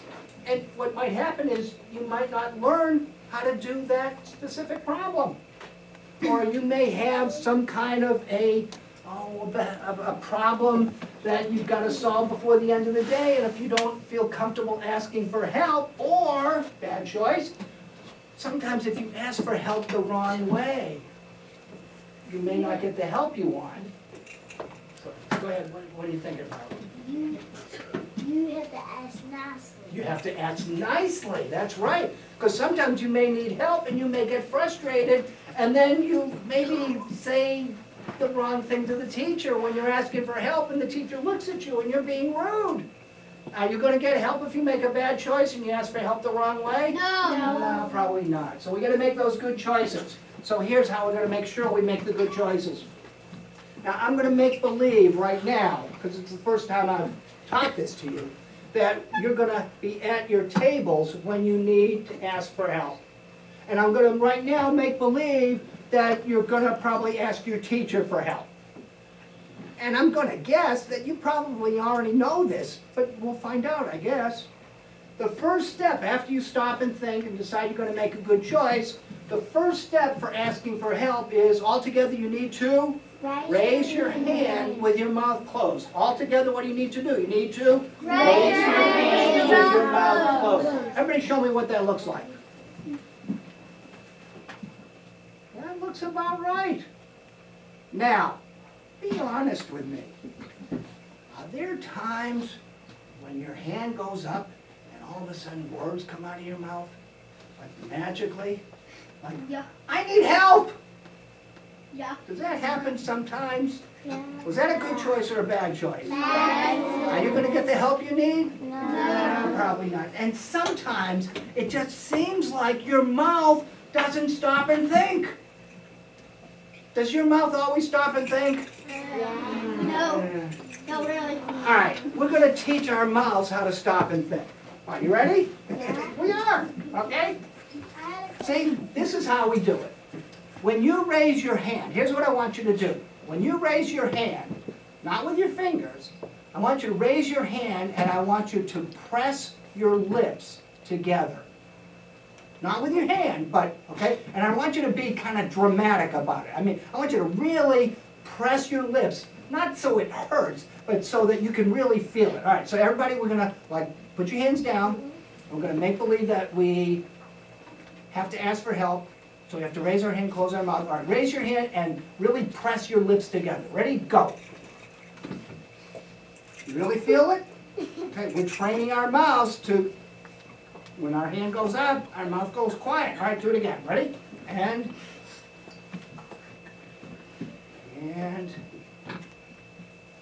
All right, make believe you're working on a paper. And you get problem 1 fine, problem 2 fine, problem 3 is okay, and you hit problem 4. And you just can't do it. So you say, all right, I need to stop and think. I'm going to make a good choice here, and so I'm going to have to ask for help. My first step of asking for help. Everybody do it? And press those lips and do it again. Now what you're doing is you're training your mouth. And if we practice this for the next 2 weeks, what's gonna happen is every time your hand goes up, what's gonna happen? Show me. What you gotta do next is you gotta wait for the teacher to call on you. So you need to be in your hand raising, mouth closed position, looking at the teacher, but this is the tough part of 2nd grade.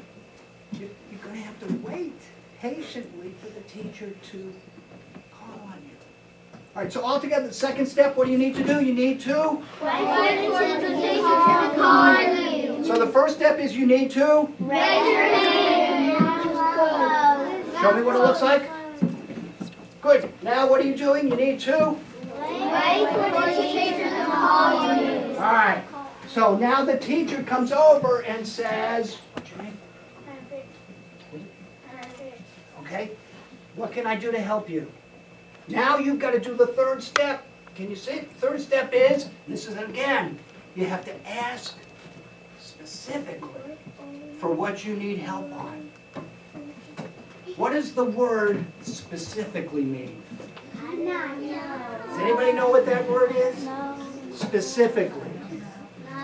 Specific, well, nice, no. What you mean? You need to ask nicely, but specifically. Nicely, but you need to say what you actually mean so she knows what you're meaning. Right, you need to tell your teacher the first time exactly what you need help on. Exactly. Okay, so specifically means in detail. So here's what I'm really trying to tell you, okay? So if you're working on a math paper and you're having difficulty with problem 4, okay? You want to say to the teacher after she comes over and she says, what can I do to help you? You want to say, what's your teacher's name? Miss Blaine. Miss Blayton, Miss Blayton, I need help on math problem 4. You see, that's in detail, okay? I need help on math problem 4. Rather than her coming over and she says, what can I do for you? And you say, I need help. And then she says, well, what do you need help on? And you say, my math paper. And she says, where on your math paper? See how that took 3 times for you to get your help? See, if you say specifically, in detail, I need help on math problem 4, are you not going to get immediate help on problem 4? She's going to know exactly where to help you. So you're going to get the help faster. Does that make sense? Yeah. So let's change this. So we use vocabulary, although specifically is not bad. We'll put specifically up at the top. So that could be a new vocabulary word. But let's just change it and put ask in detail for what you need. All right? So 3rd step altogether, you need to, altogether, ask in detail for what you need. All right, does everybody understand what I'm saying for this 3rd step? Yeah. Okay. Yes. All right, I need somebody to help me. I need some help. I need some help. You want to help me? Okay, we're going to swap places. Okay, come on. All right, what's your name? Mystic? Okay, Mystic. All right, Mystic is going to be the teacher. Okay, so we're now doing Disney. Okay, all right, so we're making believe right now that we're doing a scene, and so she's going to be the classroom teacher. And all you need to do, I'm going to sit in your seat, and I'm going to make believe that I'm doing a work paper. You all need to watch me. And I'm going to say out loud all of these steps, so make sure I don't screw any of them up, okay? Make sure I do them right, okay? And then at some point in the scene, I'm going to raise my hand and look at you. And all you need to do is to come over to me and say, how can I help you? Okay? It's kind of an easy scene. Okay. All right, so you get to be the teacher, so you get to go do what teachers do. Okay? And I'm going to bring my chair over here, because that way you all can see me a little bit better. And we're all working on a paper. All right, you going to help me work on the paper? All right, let's go. So, working on this math paper. It's not a problem at all. That's easy. Ha, we can have a problem. problem 2. Problem 2's okay. Problem 3. All right, let's take a little bit of time, but yeah, we can do that. All right, it's getting a little tough, but all right. Okay, problem 4 now. Here we go. Can't do problem 4. I just have no clue how to do problem 4. So I don't think you know how to do problem 4 either. No. So we're gonna have to ask the teacher. All right, so I need to stop and think. Now, am I gonna make a good choice or a bad choice? I need to make a good choice. You know, if I don't ask for help, I'm never gonna get problem 4 done. And if I ask for help the wrong way, then I may end up with a clip down and I'm not gonna get problem 4 done. So I need to make a good choice. I gotta ask for help, but I gotta ask for help the nice way. All right, so what do I need to do? Well, to do it the right way, I'm gonna have to raise my hand with my mouth closed. I'm gonna have to look at the teacher and wait for her to call on me. And then I'm gonna have to ask her in detail for what I need, so I can get this problem done as fast as possible, because I want to go to recess. Okay, so I'm gonna make a good choice, so here I go. I'm just gonna do it. I cannot do problem, would you help me on problem 4 in my math sheet? Yes. Thank you. Did I do a good job? Did I do a good job? Yes. Did Mystic do a great job? Was she a wonderful teacher? She was amazing. All right, give her a hand. Okay. So I demonstrated, and I said it out loud, and eventually this is all going to be in your head. Okay, but I said, did you hear all the steps? Yeah. Did I miss any step? No. Okay. Now, if I made a bad choice, what would have happened? Probably. You would get your pen dropped. Yeah, I would have gotten, the clothespin would have gotten dropped, and then I still wouldn't know how to do problem 4. So then I would have had a problem and a problem. So I had to make the good choice, so I did everything all together. All right. I need more help. Who would like to help me now? Okay. All right, so I'm looking for the camera too. Okay, all right, so I'm going to take my 2 gentlemen right here. All right, so which of you wants to be the teacher? Okay, and I'm going to move you around. All right, both of you come up. Let's do some chairs around. All right, if you could. Yeah, could you just move back there? I'm doing this for a reason. All right, which of you wants to be the teacher and which wants to, yeah, that's what I thought, okay. All right, I'm gonna let you be the teacher, okay? So what's your name? Gavin? Gavin, okay, and your name is? Hayden. Hayden? Okay, Hayden, you are gonna be the star. Okay, so you're gonna sit right here. Okay, so Gavin's gonna be the teacher. So Gavin's gonna kind of stand over here and just do what teachers do. Okay, Hayden, what you're gonna do, and I'll help you, okay?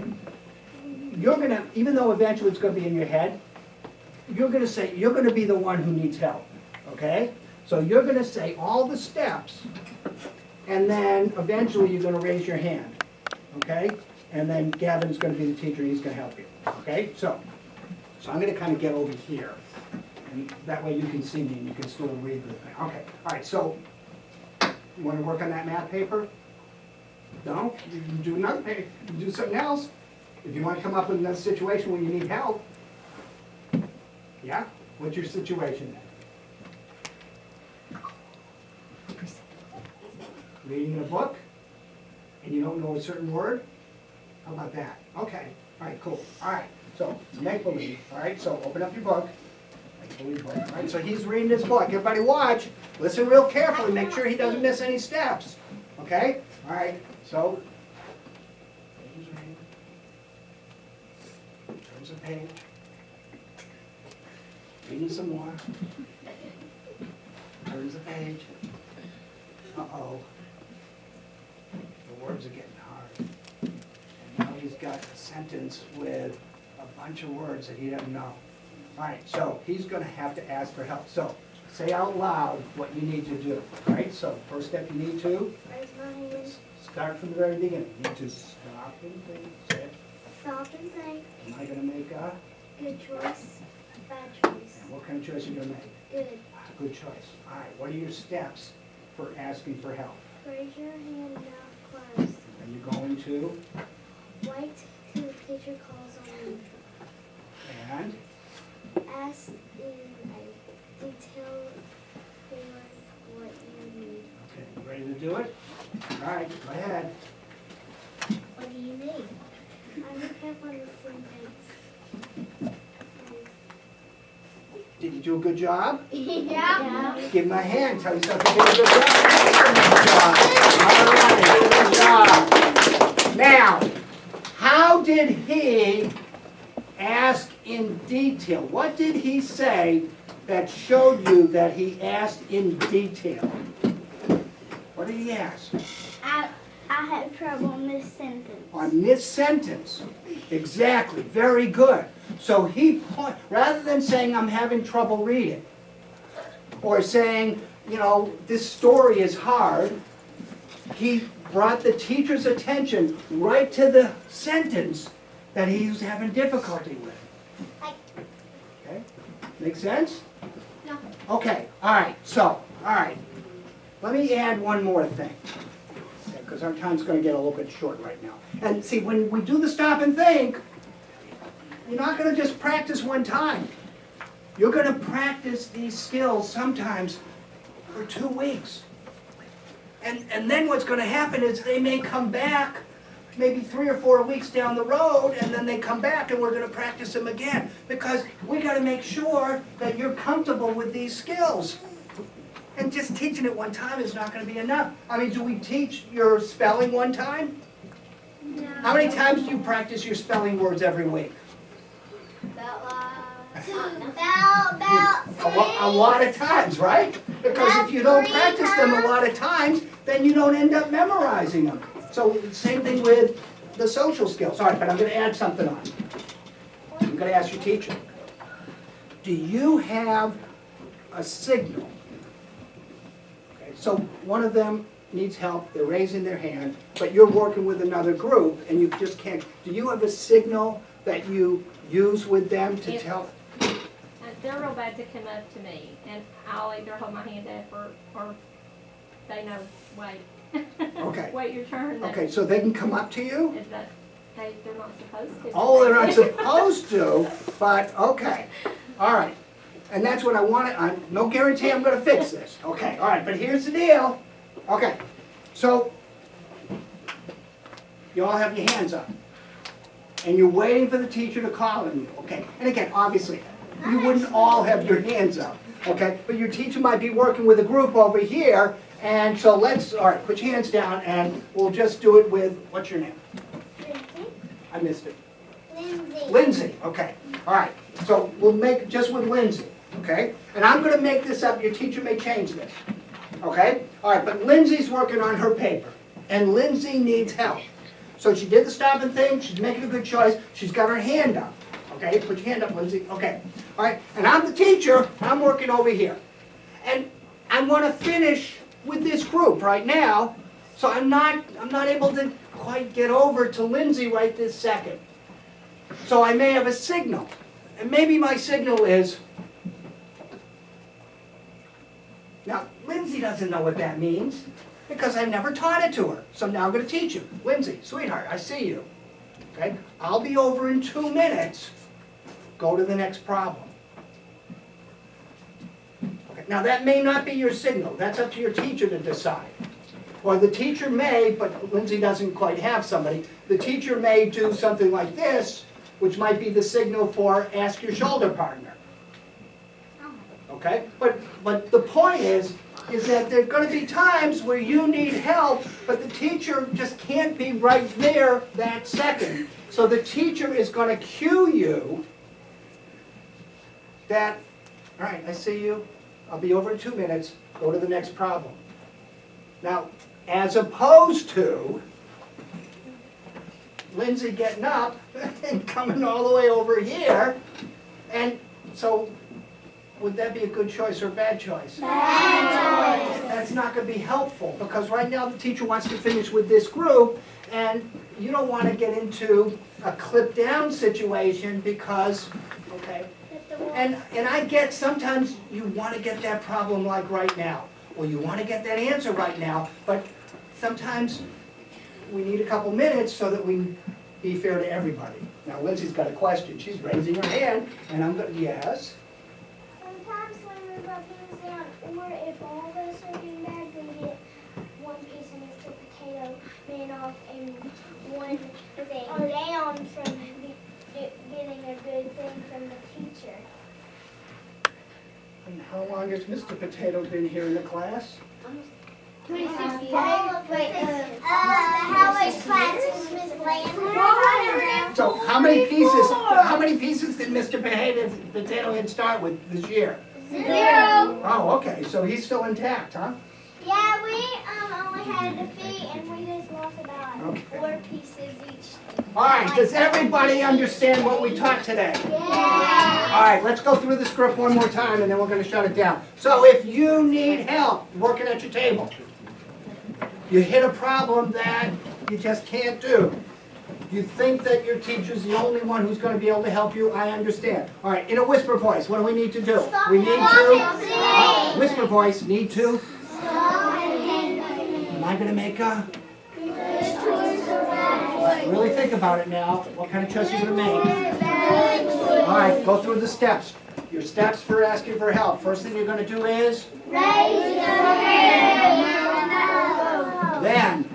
Wait for the teacher calls you to. And then? Ask in detail for what you need. All right, everybody show me what that looks like. Focus on your mouth. Teacher calls on you. You ask in detail for what you need. We're home free. Did you do a good job? Yep. Everybody give yourselves a pat on the back and hand. Good job. All right, everybody show me listening. All right, your teacher is going to give you a direction. Okay, we're going to move you into your next activity. Again, good morning. Good morning. Thank you. All right, so you guys are a 3rd grade? Yes. All right. So what does it mean to be a 3rd grade here in school? What's that mean? You can raise your hand, I'll call on you. Okay, what does it mean? It means what? You're in 3rd grade. Yes, it does mean that. What else does it mean? What does it mean when you're in 3rd grade here in this school? The work is harder. Yeah, work is starting to get more challenging. One more. What does it mean? And be neat. You gotta be neat, yeah. Okay? But you guys are kind of right in the middle, aren't you? I mean, if you started, how many of you started here in kindergarten? Raise your hands. Okay. Okay. So you're like right in the middle. You got like kindergarten and all the way up to what, 5th grade? And you're just like sitting in the middle. Kind of you're on the fence. But it's kind of an important fence because in 3rd grade, things are starting to get a little bit more challenging. And you're getting more responsibilities. And you have to do more stuff by yourself, yes? Yes. Yes, of course. All right. Well, we are going to do a stop and think lesson today. Okay? And I know you just started learning about the stop and think. But one of the things you need to know, stop and think, right? Okay? I'm the one that made the stop and think up. What? What? Yes. I'm the one. Too weird for me. I'm the one that made the stop and think up. I'll prove it to you, in fact. Okay? Of course, I could be changing my name right now, but this is a stop and think manual. And it says Howard M. Knopf. And that's me. But I'm not going to show you my driver's license. So you've been doing the stop and think, yes? Yes. All right, so down here, let's see if you guys are kind of picking up on the language, all right? So the first step of the stop and think altogether is you need to Stop and think. Good, and then you ask yourself, am I going to make a Good choice or bad? And in 3rd grade, what kind of choice do you want to make? Good. Good choice. Yeah, we'll talk about that in a minute. 3rd step is we say to ourselves, what are my choices or steps? All right, you say it. What are my choices or steps? Right, so you got to think about now your good choices and your good steps. And then the 4th step, you just Do it. altogether, you just Do it. and then hopefully it works out and you pat yourself in the back and tell yourself you did a Good job. pat yourself in the back. Tell yourself you did a good job. All right, good. Excellent. Boy, somebody's been working. All right. You guys know the language. Very good. All right. Good choice, bad choice. In this classroom, because I don't know you guys, what happens if you make a good choice here in this classroom? Good hand raising, thank you. You might get something, or you don't have to sit out for recess. Okay, so you might get something, or you don't have to sit out for recess. Okay, and we'll talk about that in a minute. All right. You won't get in trouble. All right, you won't get in trouble. What happens if you make a good choice? You get rewarded. I want to know, like, what do you get rewarded with? I mean, go ahead. The treasure box. The treasure box. Behind Whoa. you, behind you. Where's the behind- treasure box? Behind you! Behind you! Okay, so if I do a good choice, do I get to go in? Yes. Okay, all right, good. All right, what else might you get if you make a good choice? Go ahead. Oh wait, it was in second grade when you get extra All right, recess. okay, but you could get extra recess. Okay, you get respected. Very good. That's very nice. Okay, so in this class, what happens if you make a bad choice? Ooh.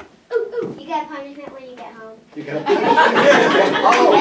Oh, I okay. got one, I got one. All right, another one. What happens? You go to the principal's office. You might go to the principal's office, okay? Detention. Detention, okay. Anything else?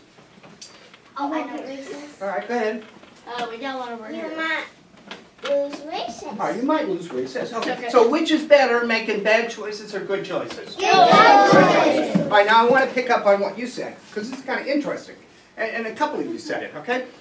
Sometimes when you want to make a good choice, you're doing it because you're avoiding a consequence, right? Yes. And sometimes you want to make a good choice because you want to get into the treasure chest. Okay? So sometimes it's kind of looking for what are called incentives, and sometimes it's also avoiding the consequences. All right, but that's a good and bad choice. Okay, all right. With this, we have different skills. And so one skill is, for example, listening. All right, so if I asked you to show me listening, what would you look like? That's about right, good.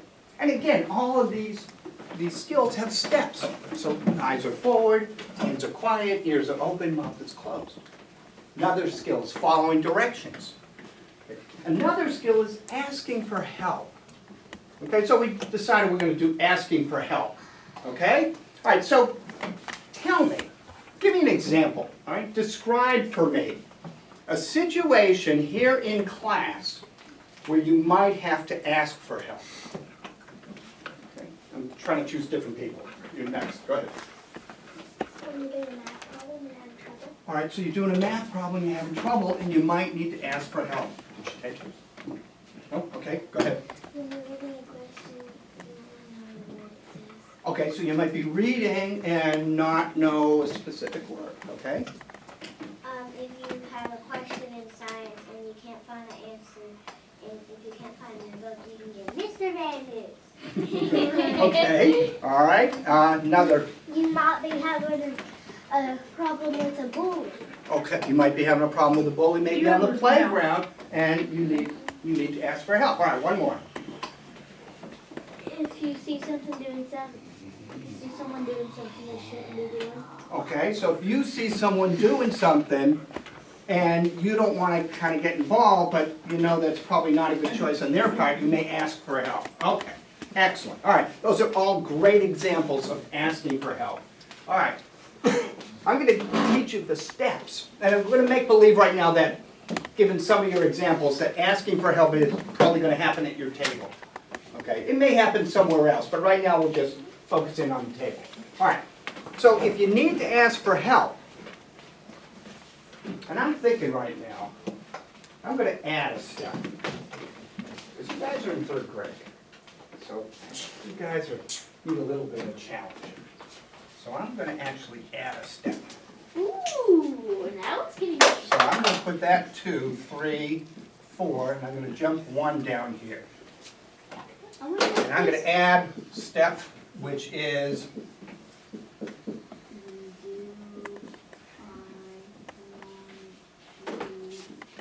this is the long one. Okay. Because you guys came up with kind of some academic I cannot read that. scenes I cannot for read that. asking for help. All right, so you need to ask for help. So you stop and think, You say, am I going to make a good choice or a bad choice? All right. If you ask for help using kind of an impatient or an irritated or a frustrated voice, is that a good choice or a bad choice?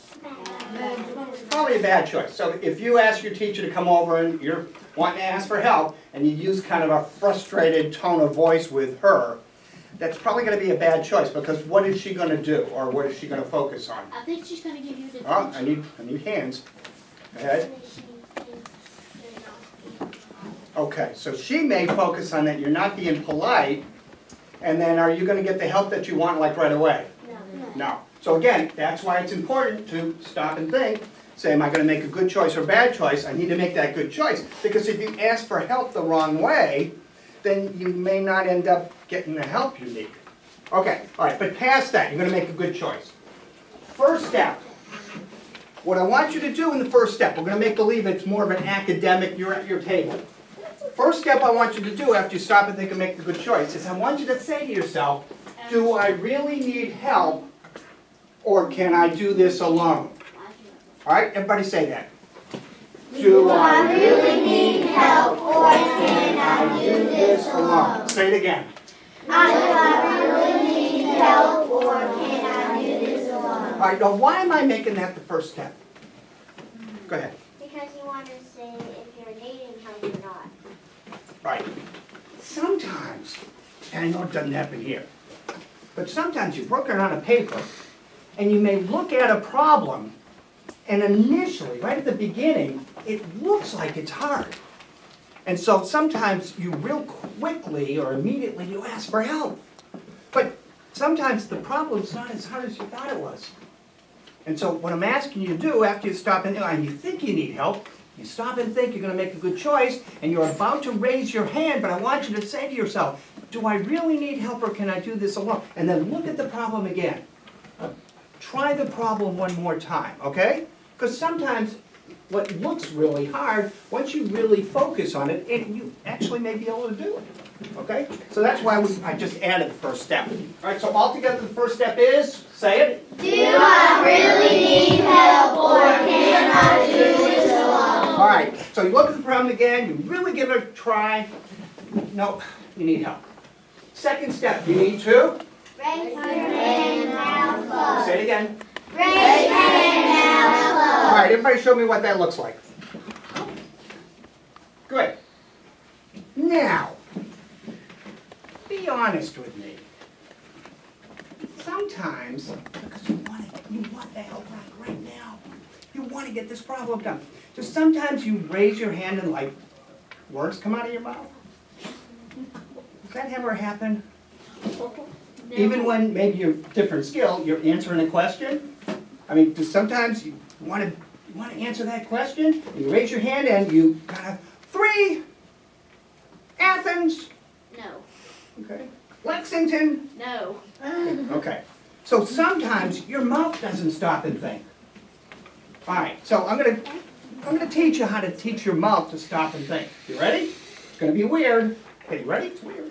Okay. I want you to raise your hand, and right now we'll practice it. When you raise your hand, I want you, not with your fingers, I want you to press your lips together, real hard right now. So do this, right? Okay. Right, ready? Do it again. One more time. And that's probably not enough practice, but it's close, okay? And the point is, when you're pressing your lips together, if you practice that enough, that's going to be automatic. That's going to like happen without even thinking. You're just going to raise your hand and, okay? And that way your mouth will keep the answer or keep those words. Okay? Because I know it never happens here, but you really want to help me. Mrs. Long! Okay? And that's not part of the script. What does the script say? It says all together? Raise hand, mouth closed. Because again, if you call out your teacher's name and you ask help, is that a good choice or a bad choice? Bad. Is she going to give you help? No. No, she's probably going to ignore you. How am I gonna ignore you? All right, so everybody show me what it looks like, ready? Press those lips together. Do it again. Do it again. Okay. Third step, all together, you need to? Wait for the teacher to call on you. Okay, so you gotta wait for the teacher to call on you. And then, fourth step all together, you need to? Ask specifically for the help you need. Specifically. What does that word mean? Specific. Exactly what you need. Exactly what you need. Excellent definition.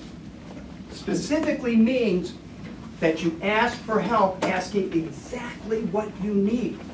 So if you're working on the math paper and you're having trouble with problem 4, okay, what probably is not going to help you, because you want the help right now, is for Mrs. Sloan to come over. You do everything right. Mrs. Sloan comes over and she says, what can I do to help you? And you say, I need help. And then she says, yes, I need help on my math paper. And she says, yes. And you say, I need help on. So sometimes it takes you 2 or 3 tries to get the help you need, right? You want the help right away. So you want to ask specifically, in detail, Mrs. Sloan, would you help me on problem 4? Do you see how that will work faster for you? Rather than just say, I need help with my math. And then she says, well, what do you need help on? And then you have to start getting into all this question and answer stuff. So that's a thinking kind of thing. But altogether, fourth step is to? Ask specifically for the help you need. All right, so you're working on a paper. You need help. All right? We're going to say it out loud. Eventually we'll do a whisper. Eventually it's going to be inside your head. All right, so the first step is you're going to say to yourself, I need to stop and think. Stop in the beginning. I need to Stop and think. And you're saying, am I going to make a? Good choice. And what kind of choice? Think about it. You need help. You want to make a? Good choice. All right, first step. You want to ask yourself. Do I really need help or can I do this alone? All right, everybody look at your paper again. Make believe. Look at your paper. All right. Yeah, that's a really tough problem. I really do need help. All right, second step. All together, what do? You need to? Raise hand now, Show me. Beautiful. You have to? Wait for the teacher to call on you. And then the teacher comes over and you will? Ask specifically for the help you need. All right. Does that make sense? Then you just do it. And hopefully it works out for you. You tell yourself you did a? Good job. All right, pat yourself in the back. Did a good job. Oh, you did a great job. All right. I need somebody to help me. Okay. I'm going to show you what it looks like. I'm going to let you hear what it sounds like in kind of a real life, okay? And eventually this is all in your head, okay? But we're going to now do what I call an actor's workshop.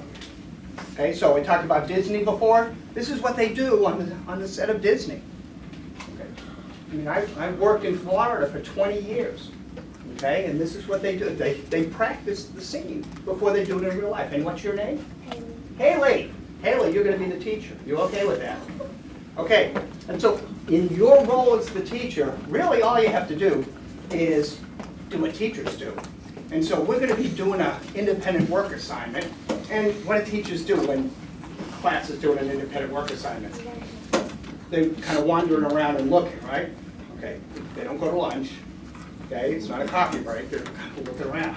Okay, all right. So you're going to be able to. Okay, all right. And then here's all you have to do.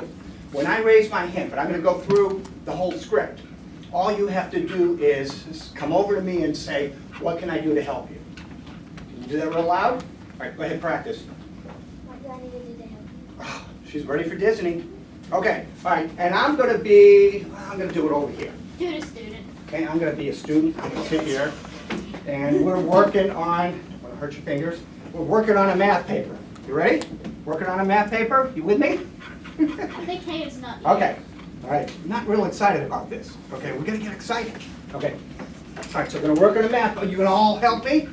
All right, you can help me. You can sort of work on your own math papers, but I want you to listen to what I do. And I'm going to say it out loud. Eventually, it's going to be inside your head.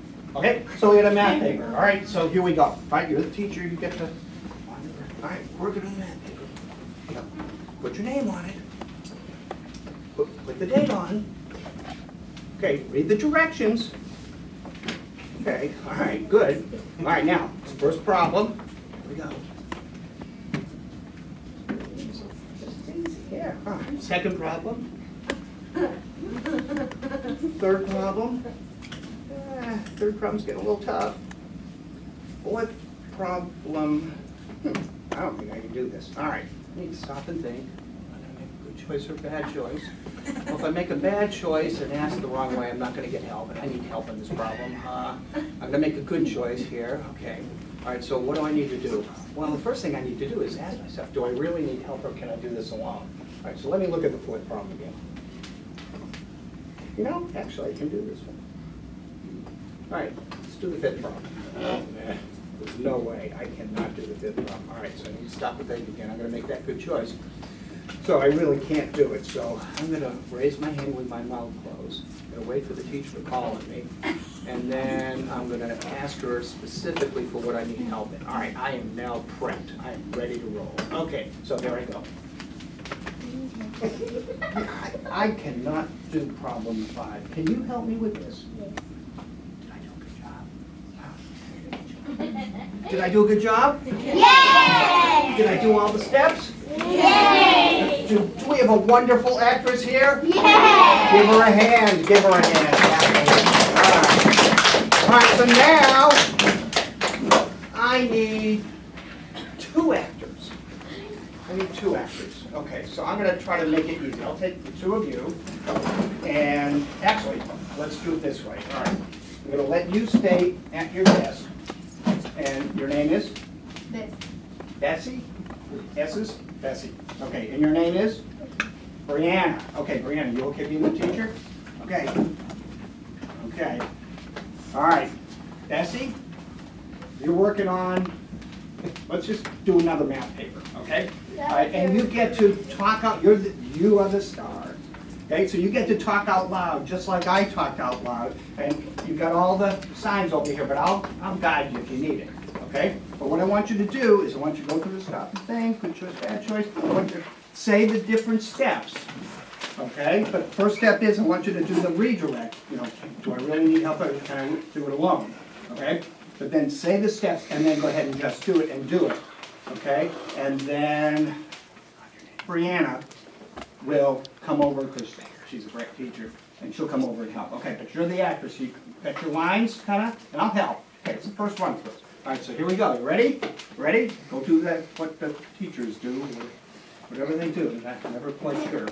Okay, all right. And so, Bessie, and action. She's working on her paper. She's got her name, the date, she read the directions, and first problem's easy, no problem. Second problem. Third problem. All right, now she's kind of hitting the wall. Fourth problem, she cannot do it. Or she doesn't think she can do it. All right, so out loud, Bessie, go ahead. Say your steps. You need to. Stop and think. Good choice, bad choice. What kind of choice? Good. She's gonna make a good choice. All right, first step of the skill, say it out loud. Ask yourself. I need to stop and think. Yeah. Make good choice, bad choice. All right. Do I really need help with any basic? All right. Now look at the problem again. No, she can't do it. This one's too tough. Okay, so your next 3 steps. Prep. You're going to raise your hand. Say it out loud, and then you do it. Raise my hand, which we call on. Okay, raise your hand, mouth closed. They call Wait to be called on, and then 4 steps. ask specifically for the help you. Okay, you ready to do it? All right, just do it.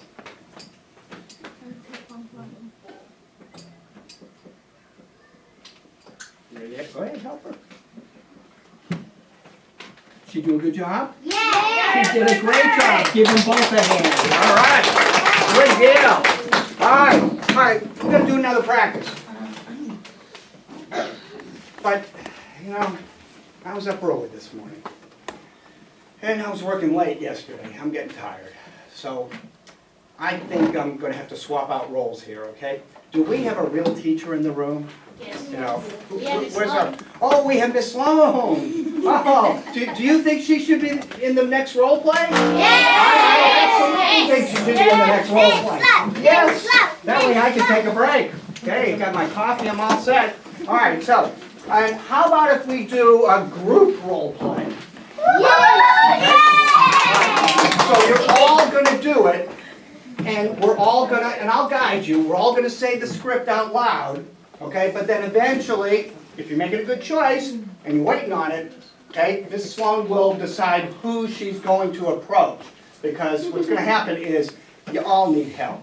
Okay, which eventually we'll have to deal with in the teacher evaluation, but, I mean, that's a different issue. Okay, that's with the teachers in the back. Okay, all right, so you ready? We're working on a reading paper, okay? And we just read a short story. And we got some comprehension questions, okay? So we're all working on the comprehension questions. All right, so just like in Disney, we're gonna make believe, do a little bit of an improv here. All right, we're working on question 1, each of us by ourselves. And we're moving to question 2. And then we're moving to question 3. And here's the deal about 3rd grade. 3rd grade, like I said earlier, you're kind of in the middle.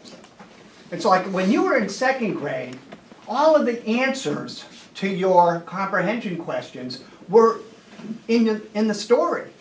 But now you're going to start getting comprehension questions where you've got to think outside of the story. So question 3 is one of those outside of the story questions, which makes it a little bit more difficult. Okay? So here's what we're going to do. We're hitting the wall here. We can't do that. All right, so whisper voices. All right, we'll go through the steps. All right, what are we going to do? All right, whisper, we need to. We're going to make a. We need to make a. All right, our first step, say it out loud. We ask ourselves, do I really need help or can I do this alone? All right, so look at the question again. And now you're going to have to really think about the story because you're going to have to go outside of the story. And what may happen is half of you actually may be able to answer the question. And maybe half of you are not able to answer the question. So you decide if you're the one that can answer the question or the one that still can't answer the question. All right, so those of you that can't answer the question, do our prep. All right, what do we need to do? Prep ourselves. We need to say it out loud. Say it out loud first. All right, do the next one in a whisper voice. All right, do the next one on your inside thinking voice. All right, so those of you who can't do that next question, go ahead and raise your hand, mouth closed. Now you're waiting for the teacher, but you know, your teacher can't be everywhere at once. She can only go right now one place.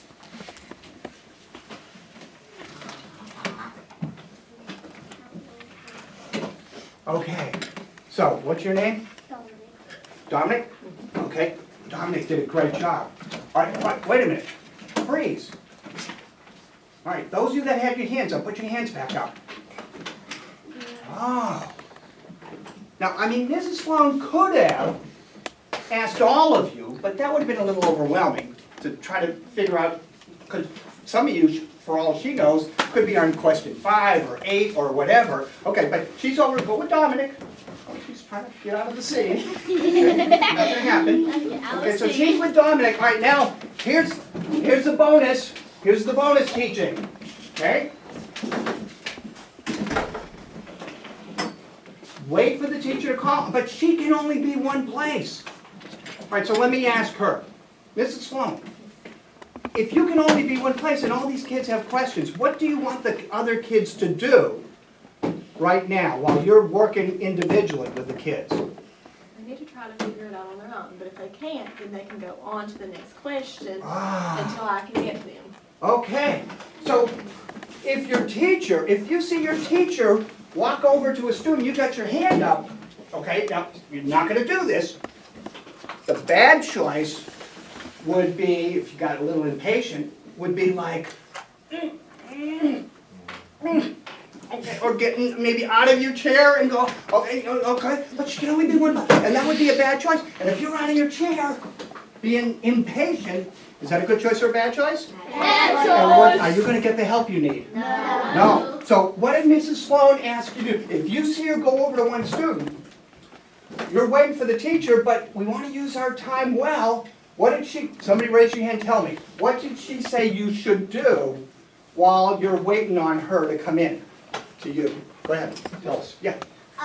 You have to go on to the next problem until she gets to you. Okay.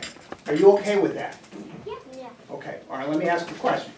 Can they ask a shoulder partner? Yes. Okay, so another thing you could do is quietly ask a shoulder partner. Okay, but you get the deal. So there's an issue right here. If you're not getting the attention you immediately need, then don't make a bad choice. The good choice is either ask a shoulder partner or go to the next problem, because maybe the next problem's easier. Does that make sense? Yes. All right, did y'all do all the steps Yes. in the role play? Did y'all make a good choice? Yes. All right, did you do a good job? Yes. Tell yourself you did a good job.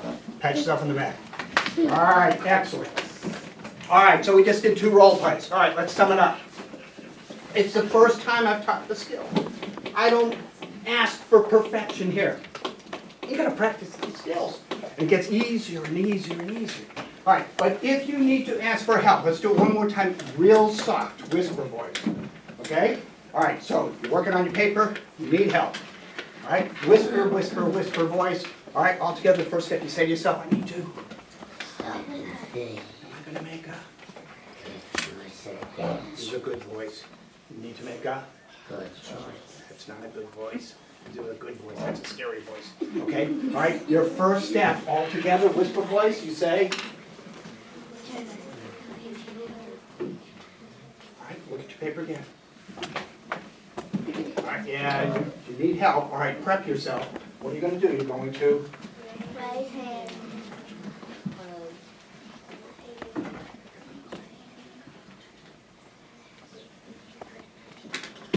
Okay, show me what it looks like. Good.